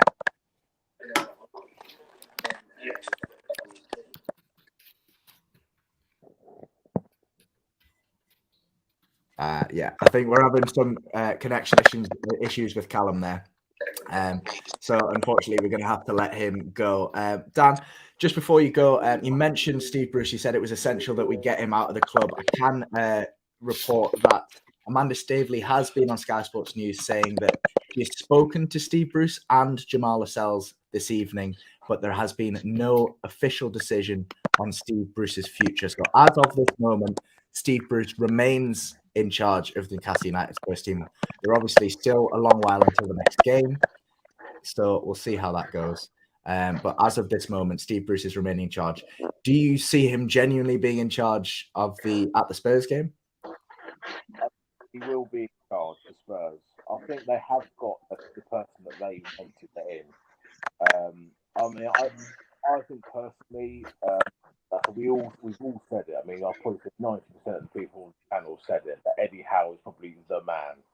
I think because it's not going to be an overnight job. This is going to take 3 years. So I think maybe give him like a 3-year contract to say, look, here's the tools to the ship, like for like a 3-year project. See how he gets. If he puts us in Europe, then great. You know what I mean? Then obviously maybe then reward him with like another 3 years. But I think give him like 3 years to kind of start the project wouldn't be a bad shout. I mean, he's young. You saw what he done at Bournemouth. No disrespect. And they played good football. I mean, they beat Chelsea. But the thing is, though, mate, he hasn't done many favors for Bournemouth, though. He kept him in for a while, but it was always just quiet, and he doesn't have a good track record, in my opinion. We have now. Our squad is better than theirs. Say that again. I couldn't hear you, mate. I mean, I'm not going to yap on for too long because the whole of Newcastle wanted to get on here. But no, I mean, I'll finish up by just saying that I speak to a lot of other people that we're all back at level winning from the club. Who I don't know, but I think the fact that he's gone, there's that hope, there's that optimism. We're all buzzing that he's gone. We can all dare to win, like Mr. Here says on Twitter. It is really exciting times. There's hope now. It won't be well. It will be maybe still a few more Bruce out chance until he's actually gone, but until then, it's kind of looking positive again, isn't it? Appreciate you coming on tonight, Dan, mate. We'll have to let you go because we're having some audio issues with your microphone there. But appreciate you coming on tonight. And I believe Callum's managed to sort his audio issues, so we can hear him now. Hiya, Callum, and we've also got Lewis on the stream as well. Welcome, lads. I believe you can both hear me, no problem. I hope so. Callum, we'll start with you because you've been trying to get on for a while now. What was your first reaction when you heard the takeover news was going through tonight?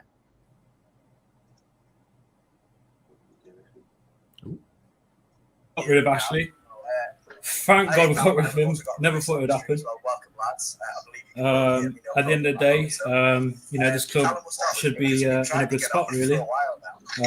Mate, I was in tears, to be honest, when that takeover happened.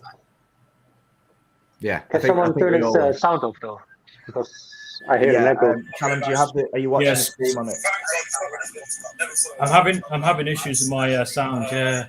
Right. Are you watching the stream on a separate device or something that you can just mute that? Hopefully. I don't think this is improving the stream, to be honest.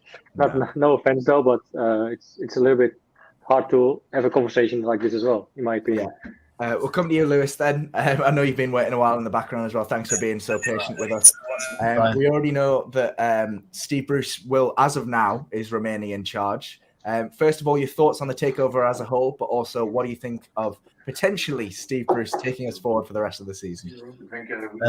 I'm just totally shocked, to be honest. I didn't believe it. I'm in a fantasy football group. I live in Beijing, but I'm from Newcastle. And we've got a fantasy football group here. And somebody said, a Man United fan said, the takeover is going to happen. And I was like, don't talk about it. Don't talk about it until it's done. I don't want to hear, because you've just been let down so many times. Mm-hmm. But, for Steve Bruce taking us forward, I think we need somebody else, of course, because there's a chance that Steve Bruce might get us relegated.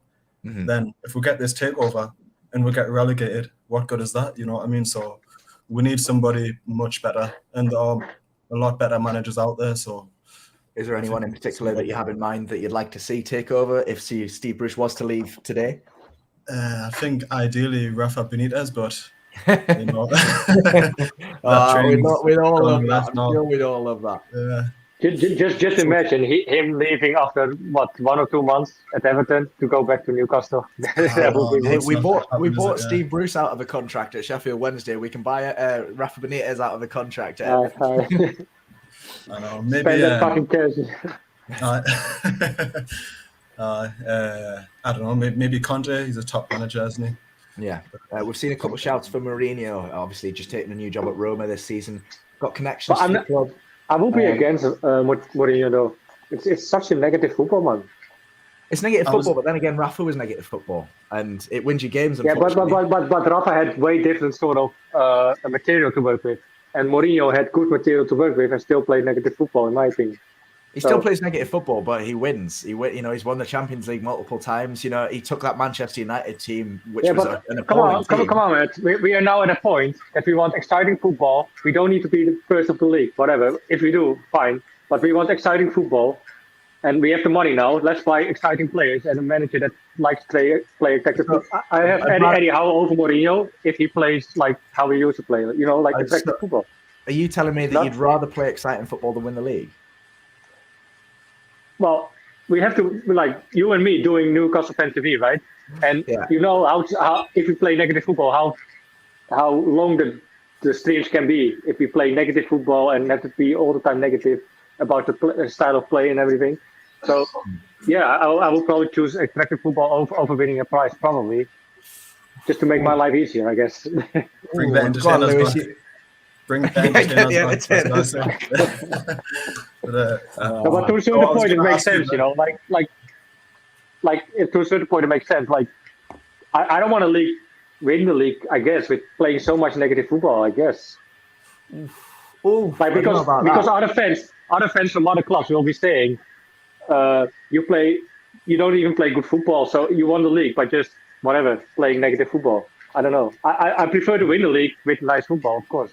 Oh yeah, that's the ideal situation. You watch nice football and win the league, but I don't know about you, Lewis, but I'd rather win the league I'd rather score 40 goals a season and keep 40 clean sheets or 36, however many clean sheets. then and win the league, then score 100 but finish second. You know, Also, keeping clean sheets really good. season. Because Such a obviously, fucking again, it boring just season. gives you the opportunity to win really more. Yeah. So Lily, you're saying like you want 40 goals in front and 0 against you. There is no thrill in the whole season. I was going to Still say, Premier League champions. it's difficult to turn down winning the league. It's just that's difficult to turn down. However you play. But I was going to ask you about Mourinho as well. Like, would you take Mourinho, like if he was free now? I don't. Callum, would you? Warren? No. I Too personally, defensive. I would. I know what you're saying. I think the problem is with You're alone Mourinho with. is that his tactics get easily found out, in my opinion. Obviously, because he's so defensive, you're more at risk conceding a goal. Yeah, well, I agree, but I still think Mourinho as a manager is a fantastic manager, and Obviously, he's got the winner. track record, yeah. Yeah, he's a proven winner, and I think we can't start picking and choosing, 2 hours into a takeover that we don't want Mourinho, because if you said a day ago you'll have Jose Mourinho as your manager, I think you're going, oh bloody hell, yeah, of course I'll take Jose Mourinho. I mean, I'd also I prefer a younger manager though. I know people will say, Eddie Howe isn't the man, but you know what? I think we just give him a go, because at the end of the day, he needs to prove his worth, really. Why not give him a chance? Yeah. Because you never know what he is capable of until he is given the team, given the team that can compete, really. Yeah, I agree with you. Like, I just said that Eddie Howe to the other guy to play devil's advocate, like he doesn't have a good track record, but if you look to the material he had to work with, well, he had an okay forward team like Callum Wilson, King. Yeah, exactly. He's worked with Fraser. Ryan Fraser, yeah, and Richie as well. Lampard's a decent shot. I mean, who knows? I mean, he could be good. It's just, again, potential. That's the issue.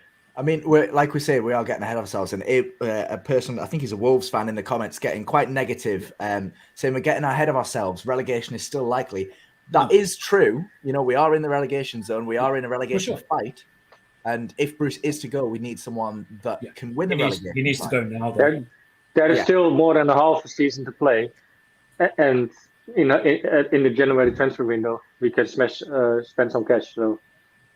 Also, like some people saying, like, we do. Don't talk about Haaland and Mbappe and Neymar, and let people enjoy the moment. You know what I mean?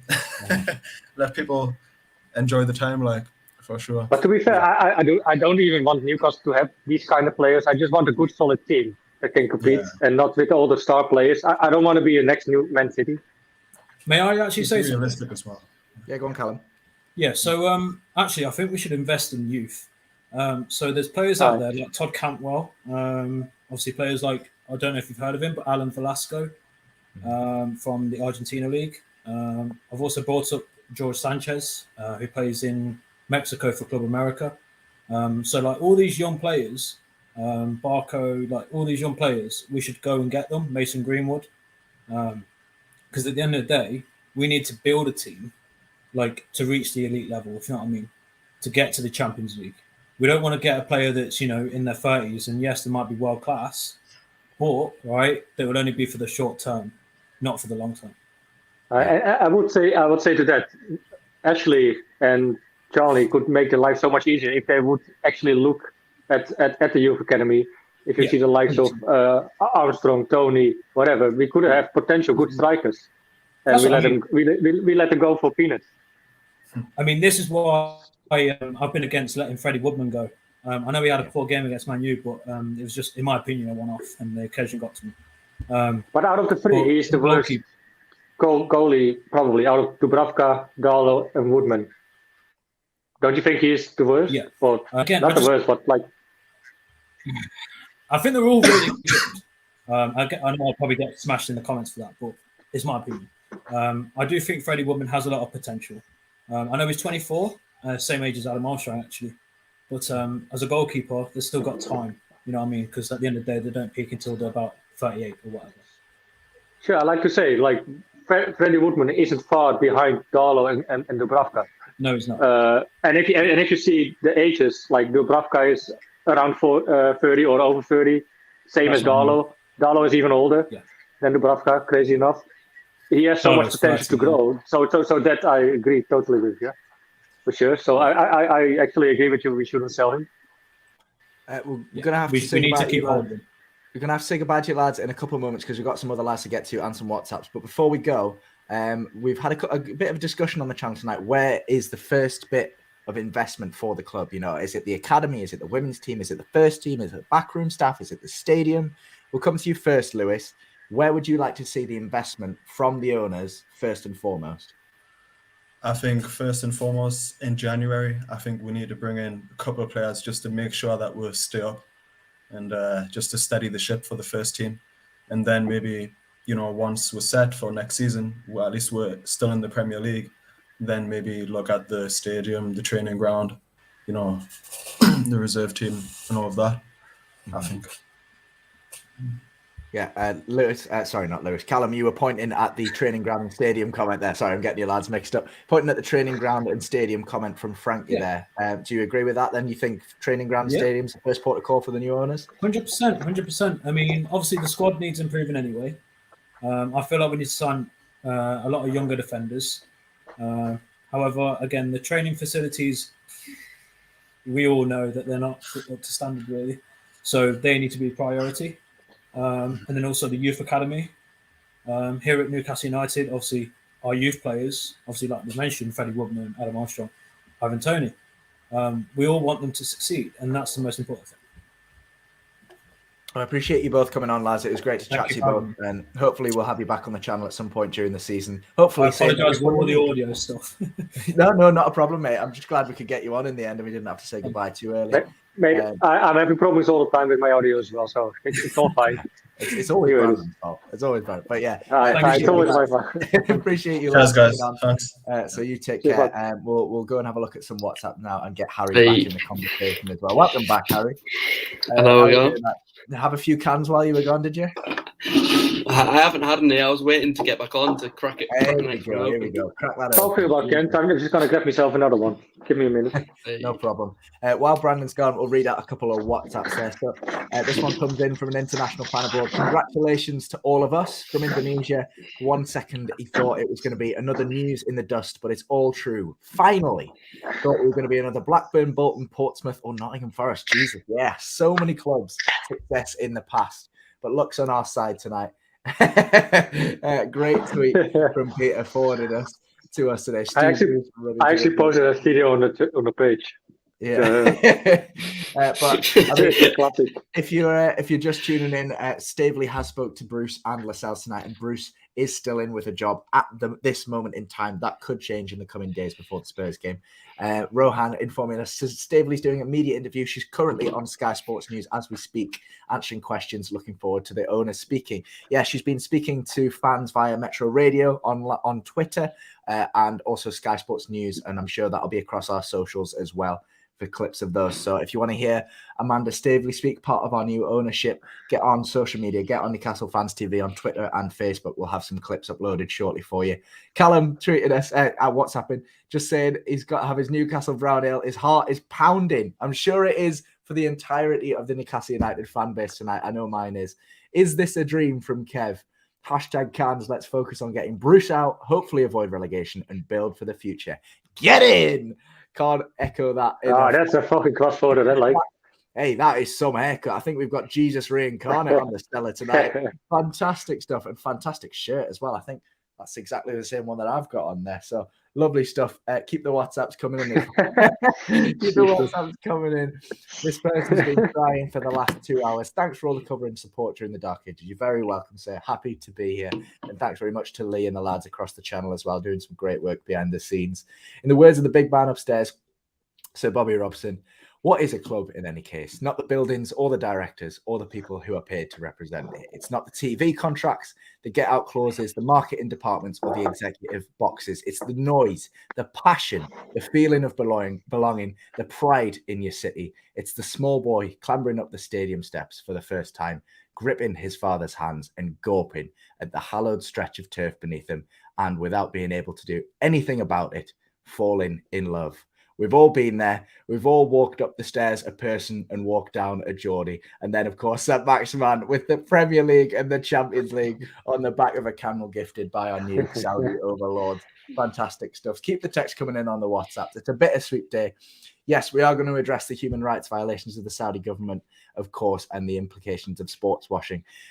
We'll bring this into the conversation a bit later on, lads, as well. But I'd like to say, just from a fan's perspective, it's not an issue that it is an issue in itself, but as fans, it's not something that we answer to. It's not an issue that we can do anything about. It's the responsibility of the Premier League and those overseeing the takeover to look into that and to decide where enough is enough. You know, talking about human rights, the 14 years of tyranny that Mike Ashley gave us is also against human rights. So you know, it's I don't know. Yeah, I mean, I get what you mean. The issues with sports washing, you know, this goes across a multitude of sports, not just football. But we've got a World Cup in Qatar in less than a year's time. You know, this is an issue with a wider issue within football. And as a Newcastle fan, you know, I'm not best pleased that we're being taken over by these people. However, I am pleased that we are being taken over. So I think that's as much as we can speculate on as fans. It's not our responsibility to tackle those issues. It's a very difficult subject, though. It is a tricky subject for sure. For sure, people they are right by mentioning this for sure. Yeah. But I mean, what can we do about it as fans? Or like, do we need to feel bad? Like, I don't know. It's a difficult subject. You know, we've seen there was issues raised when PSG were taken over by their owners. There was issues raised when Manchester City were taken over by their owners. You know, no millionaire or no billionaire. I guess in the end, money talks as well. Yeah, so money does talk, and unfortunately, that's the way of the world. And as lowly Newcastle fans, we can't really do anything about it. That's the Premier League's responsibility. That's the sporting governing body's responsibility to draw the line and say that this is or isn't allowed. I'm not happy about it, but I'm happy that we are taking over. And I think we can just about leave it there unless you lads have anything particular to add about it. We'll move on into the next text. Aaron texting in here. Can't believe the takeover's gone through. Who do we think will sign or try and get? So lads, do you think that we're going to go big with Haaland and Mbappe, or do you think we'll start small with someone like Cantwell, like we've had on the channel so far? Like I said again, I think we should go the road that Leicester did. Mm-hmm. Of course, nowadays players are all expensive already. They are expensive anyway. But I think we need to have a good, solid team. You don't need star players because star players all have an ego, a big ego. And if you have too many star players in your team, you have all egos, and it's hard to manage, in my opinion. So I think you need players that want to graft, have talent, and that they're probably going to win over the star players teams, probably, in my opinion. Harry? Yeah, just got to be gradual. You can't rush it, you know, because if you sign a big player, I mean, I don't know who exactly I'm thinking of, but you sign someone big, they're not going to be happy with our results this season. Let's face it, because we're not going to do very well. We're not going to get Europe or anything. Best case scenario this season is top 10, and even that's a long way off. Mm-hmm. So no, you got to start small and progress. You know, it's not going to be like we're not just going to turn into Man City in the next season. It's got to be gradual, and we're going to see that. But you can't raise your hopes too high just yet. Give it a few years first. And we showed patience already along the line during this whole takeover saga. We can have some more patience for 1 or 2 more years, 3 years even, as long as we see progression, you know, and an owner that shows compassion, shows that he wants the best for the fans, wants the best for the team, the club. If we see that, the patience is no problem at all, I think. But yeah, we'll move on from signing players to the managers. We've got a text from an international fan here. Think we appoint Paulo Fonseca for a temporary basis or Gattuso? Personally, wouldn't be the happiest with those two signings, given, you know, that we're in a relegation scrap. And Gattuso will be an adventure, though, for sure. Yeah, he was a mad player. Imagine him. I think if Bruce is to go, I think it'll be kind of a 6 month, maybe an 18-month contract handed to a manager who would you lads expect realistically to come in? You know, Antonio Conte is not going to come into a relegation scrap, regardless of the promises that he's made. Who would you like to see come in and save us from relegation this season? I think genuinely Eddie Howe, Steven Gerrard, Frank Lampard, that kind of mould of manager, British manager who knows what they're on about, they have a relative idea of the Premier League. They're not going to be expecting too much because they're all relatively inexperienced. Obviously, Eddie Howe has Premier League pedigree. Frank Lampard a little bit as well, and Gerrard's played there for his whole career. But yeah, not too high expectations. Just someone who can keep us there, progress a little bit. And basically, all we need is someone better than Steve Bruce. That's all we're asking for at the minute. Because that's not as long as they can keep us up, jobs are good. And for now, just for now, it's not going to be the manager for the next 5-10 years or whatever. Just for a couple of seasons. Do you guys think that the new owners may be turning to Graham Jones? Say again, sorry, mate. Do you think the new owners probably give a go at Graham Jones? I think that genuinely, I think a realistic possibility could be Steve Bruce sack Graham Jones, given the reins until the end of the season, and then employ a long-term manager come next season. I think that could realistically be what happens. Because it's hard to find now in a week before Tottenham, if they're going to suck him, of course, but it's hard to find a manager who's immediately available, you know? I think, go on, Harry. Sorry, yeah. No, I get that, but if you look at Graham Jones, his only managerial post, I think it was at Luton, and he got sacked after however long. I don't know the facts off the top of my head, but not very long. And obviously he's a decent coach because you look at the results between when we hired him and now, or the immediate impact after January when he was hired, it was a lot better. Our form improved. We got results. He's not a manager though, is he? No. He's just not a manager. I mean, obviously you don't know it until you see it, but the evidence from Luton isn't great. And I just don't think that's like, let's be honest, the owners aren't exactly short of money. They can pay to get someone out of a contract or pay higher wages to get someone in. Money's not an issue. The priority should be to make sure we're still in the league, not take a risk on Graham Jones. Personally, Would you guys open to be? Would you guys be open for the Dutch manager from Bronkhorst? Depends which one. Giovanni van Bronckhorst, Frank de Boer. Not Frank de Boer, no thanks. No. After his record with Crystal Palace, not a chance. Crystal Palace. Jaap Stam, who coaches Eddie. I'd like to see a manager that's had some experience in the Premier League and preferably experience in a battle down at the bottom end of the table, because I can't see the new owners committing to a long-term contract for a manager that will potentially get us relegated, because then that manager has to stay on high wages in the Championship as well as the players. I can't see that happening, whereas I can see either Graham Jones or someone else being brought in on a temporary contract until the end of the season, hopefully save us from relegation, and then a long-term handed to someone like Eddie Howe or someone else that wants to stay and build a project at the club. But that's the thing as well, you know. I think there are not much possibilities, you know. You have to buy managers out of the position already, or there's not much. So that's why I think I wouldn't be surprised if they actually go for Graham Jones. Yeah.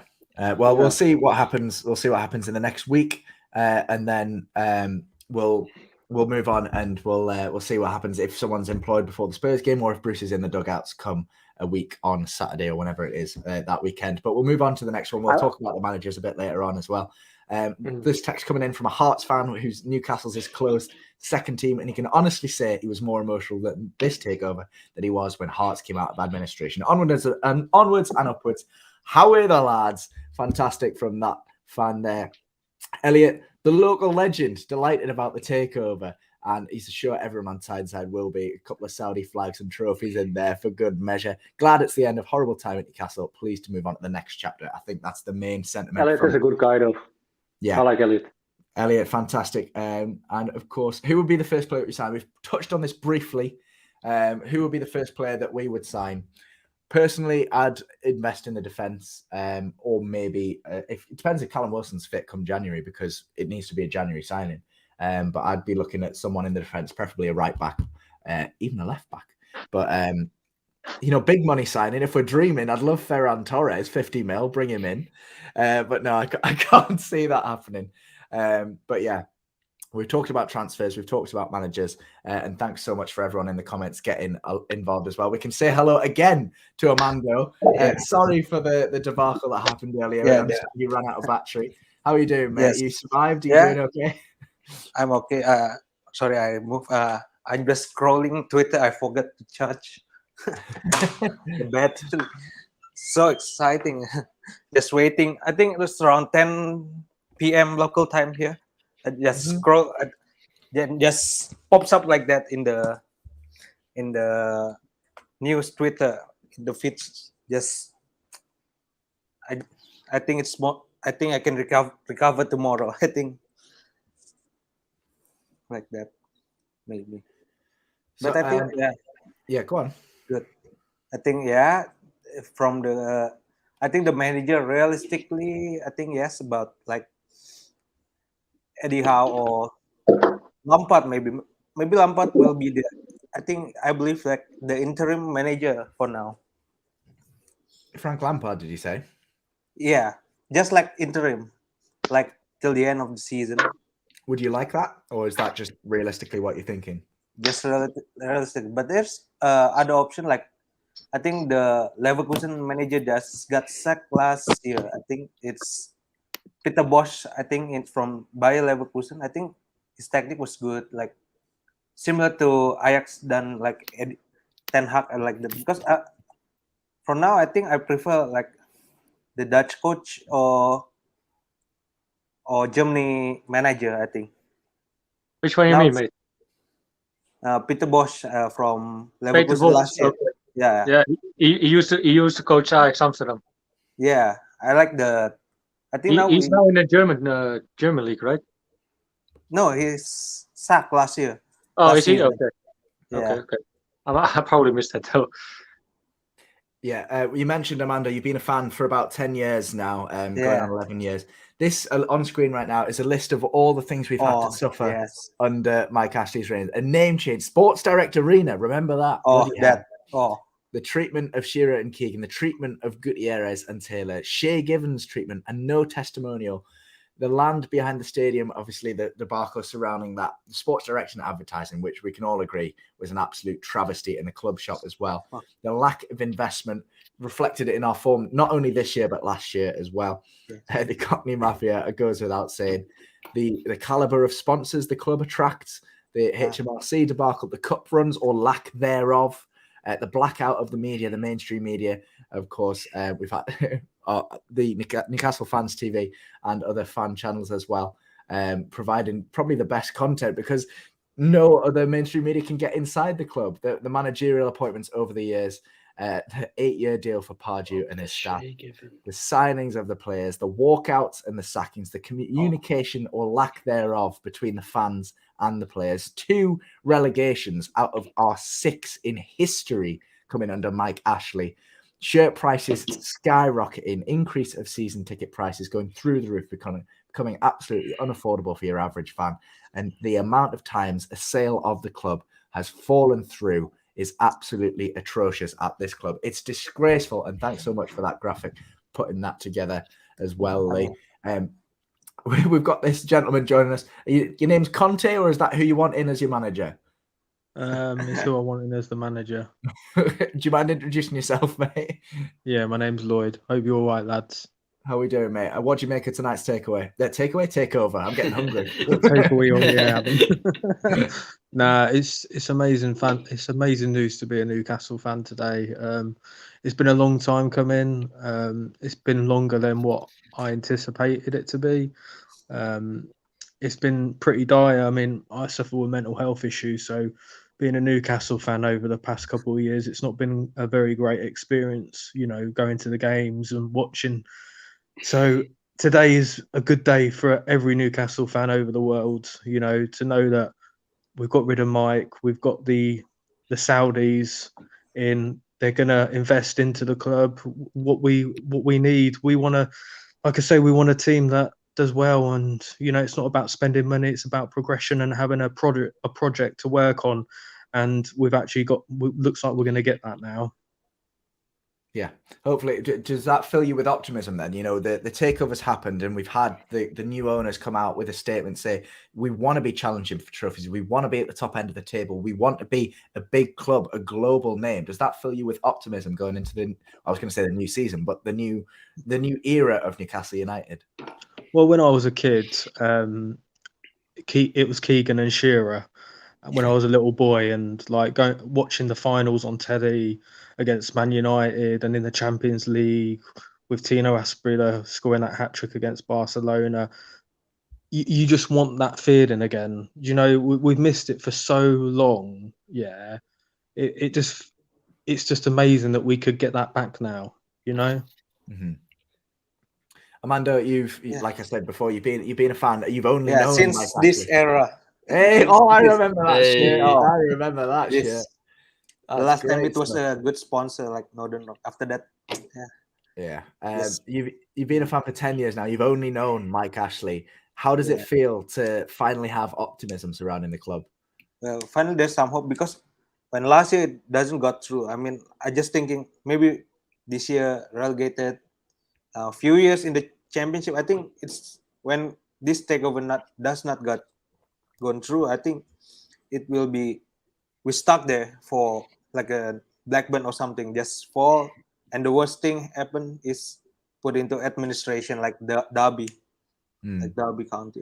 But now the table turns. Like we can hope, we can fight now. We can, step by step. I think 5-year vision. I think it's gonna be the Europe spot.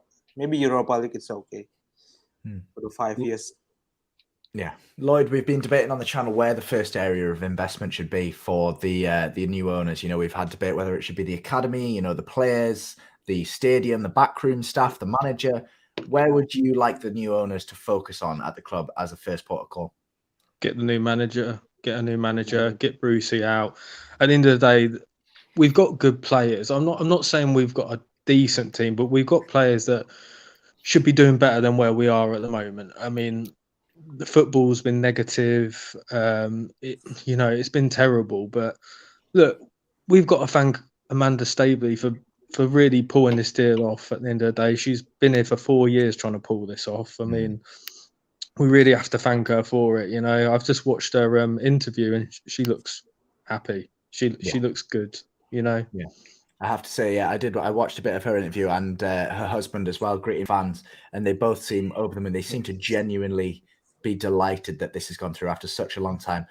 You mentioned the Steve Bruce has to go, and you mentioned Amanda Staveley, so it only seems timely that I quickly share my screen here to give you guys a little taste of what Amanda Staveley said about Steve Bruce. So she asked if Bruce would be in the dugout for the Spurs game. She said she's spoken to the manager, said hello, and introduced themselves. Look forward to speaking to Bruce over the next few days. There's an international break, so everyone's just relieved to have some rest before the Spurs game. She said on his future, we're very supportive of Steve. We've spoken to him. What we're going to do is not talk about managers or what big signings we can make. We're going to do a review right through the football operations of the commercial side as well, and we'll come back and make some decisions. So it sounds like nothing is going to happen in the next few days. It's going to be a process, and I'm glad that the club, the new owners, are taking their time. They're not making knee-jerk decisions.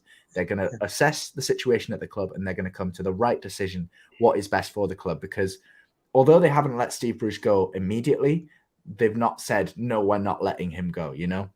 There's still a possibility that come the Spurs game, Steve Bruce will not be in charge, because the club are going to look at the form this season. They're going to say, that's not good enough. We want to be better.